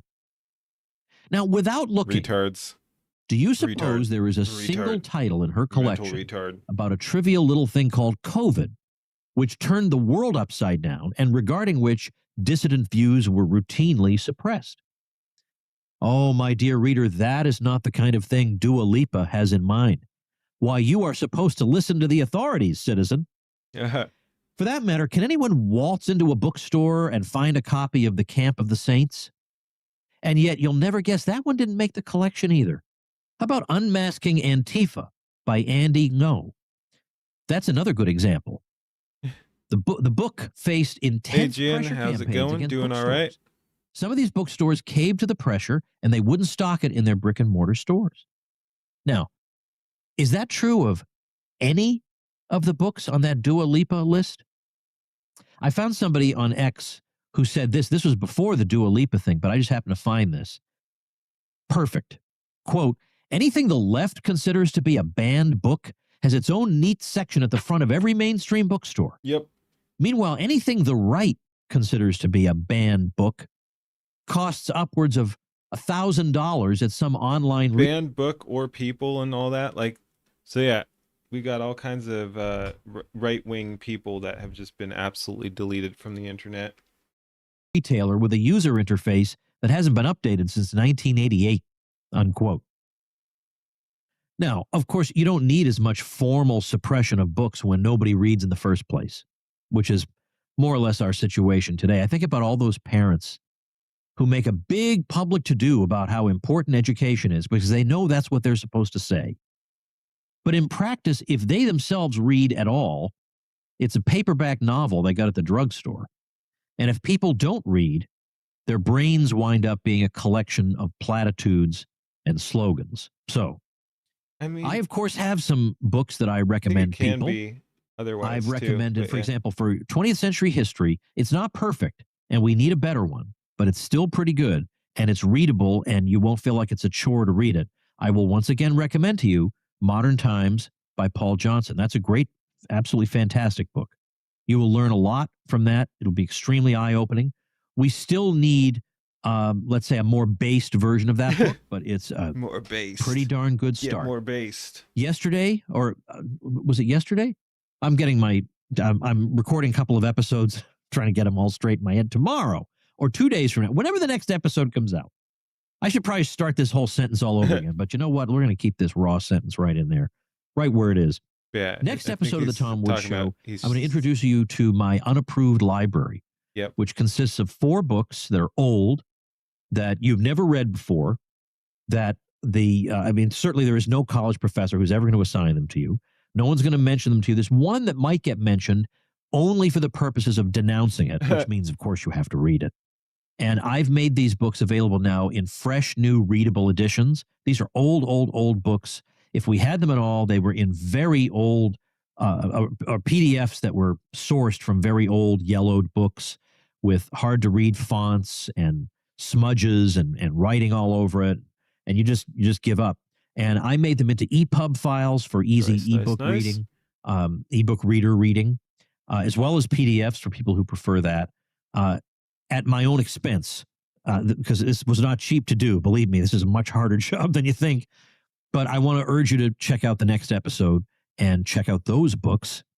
Not to mention, there's always tomwoods.com/books, books by Old Woods here. You know, those will get you learning stuff quick.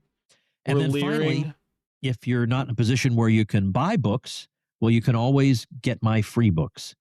There's tomsfreebooks.com, and I got books there on gender theory, on Ukraine, on the police. Like, what's the right way to think about police? It's not the left-wing way, but it's also not the boomer way either. So what's the way we should think about that? There's a ton of things. I have a book there called Our Enemy, the Fed. Read that. That actually got a nice book review by a guy who actually wrote a whole article about it. He said, Woods should charge for this book. This is great. Well, you know, Woods caters to everybody. You ain't got no money for books. That's okay. Even if you do, these are good. Tom'sFreeBooks.com. I'll be heading out Check soon those here out. too after this video. And I think with that, I'll end, except I want to remind you, especially people in Denver and San Diego, but I'm going to be in other cities as well. You're going to want to sign up to be notified when I'm there.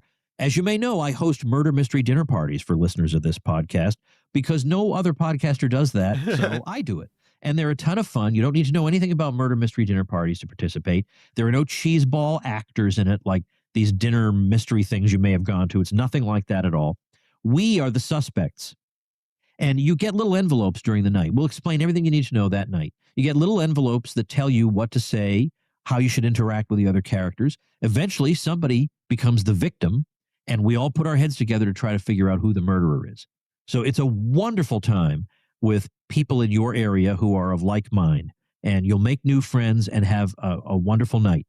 So I urge you to check it out and to think about doing it. And you can bring a +1 with you.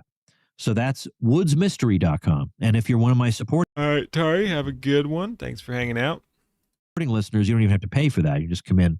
It's one of the zillions of benefits you get. So woodsmystery.com, check that out. And I hope you'll join me there. And if you're not in Denver or San Diego, but this sounds like fun, which of course it does because it is, you can sign up. I gotta go to bed too, as you can probably tell. Next time I add a city. Winding down I don't email myself. you anything else other than we just added such and such city if you'd like to come. So that's it. It was, what were these? Tom'sFreeBooks.com and woodsmystery.com. Let's have those be the websites for today. So that is it, everybody. I'm now going to go rest after this trying trip back home from Ireland. Wonderful time we had there, but, you know, these international trips take a lot out of you. So thanks so much for listening, everybody. Make yourself and those you love less vulnerable to the regime, both mentally and physically. Get more forbidden information at tomsfreebooks.com. Heck yeah. Be All sure right. to subscribe Thanks to the for show watching. wherever you listen. Like, See you comment, next time. and subscribe. You know the thing. Thanks for watching. Peace.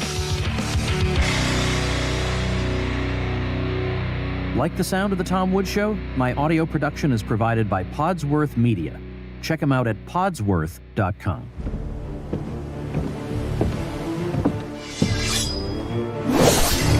Going to bed early, not even 1 a.m. As I said, I haven't had the energy. I need to keep going as hard as I would like here. I have been rather tired. It's just kind of how things go sometimes. That's the pattern. I'll go hard and then kind of crash. Socialism? No socialism. No socialism. We don't like that sort of thing around these parts. Let's see. Okay, how are these gens?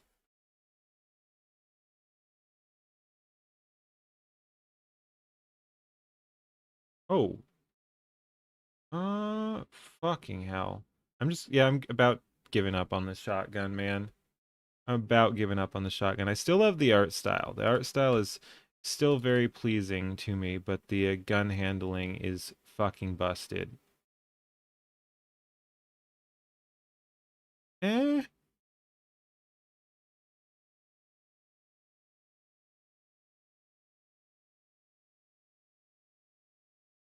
Yeah.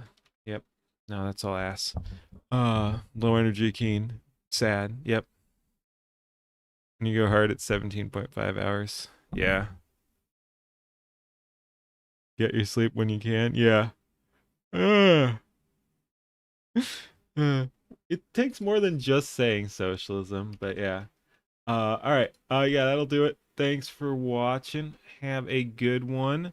I'll hopefully be streaming again tomorrow, but again, I've got some stuff to work on too. I'm behind on numerous projects I want to be finishing up on as well. So, yeah, we'll see what we got.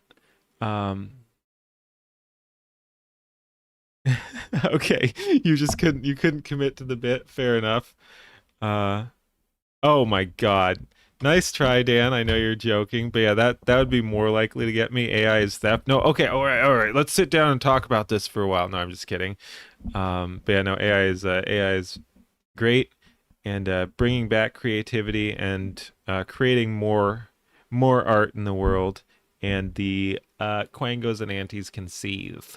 There's my statement on AI being theft. It's like, oh well, you should be able to outperform theft if it's just pointless theft, because if art's so artistic, like, and if AI art is so soulless, you should be able to beat that easy then. Yep, like if I could just steal something and it's soulless, that shouldn't be a competing product, but somehow it is. So there's a misinterpretation there. All right, have a good one, everybody. Good night. Peace.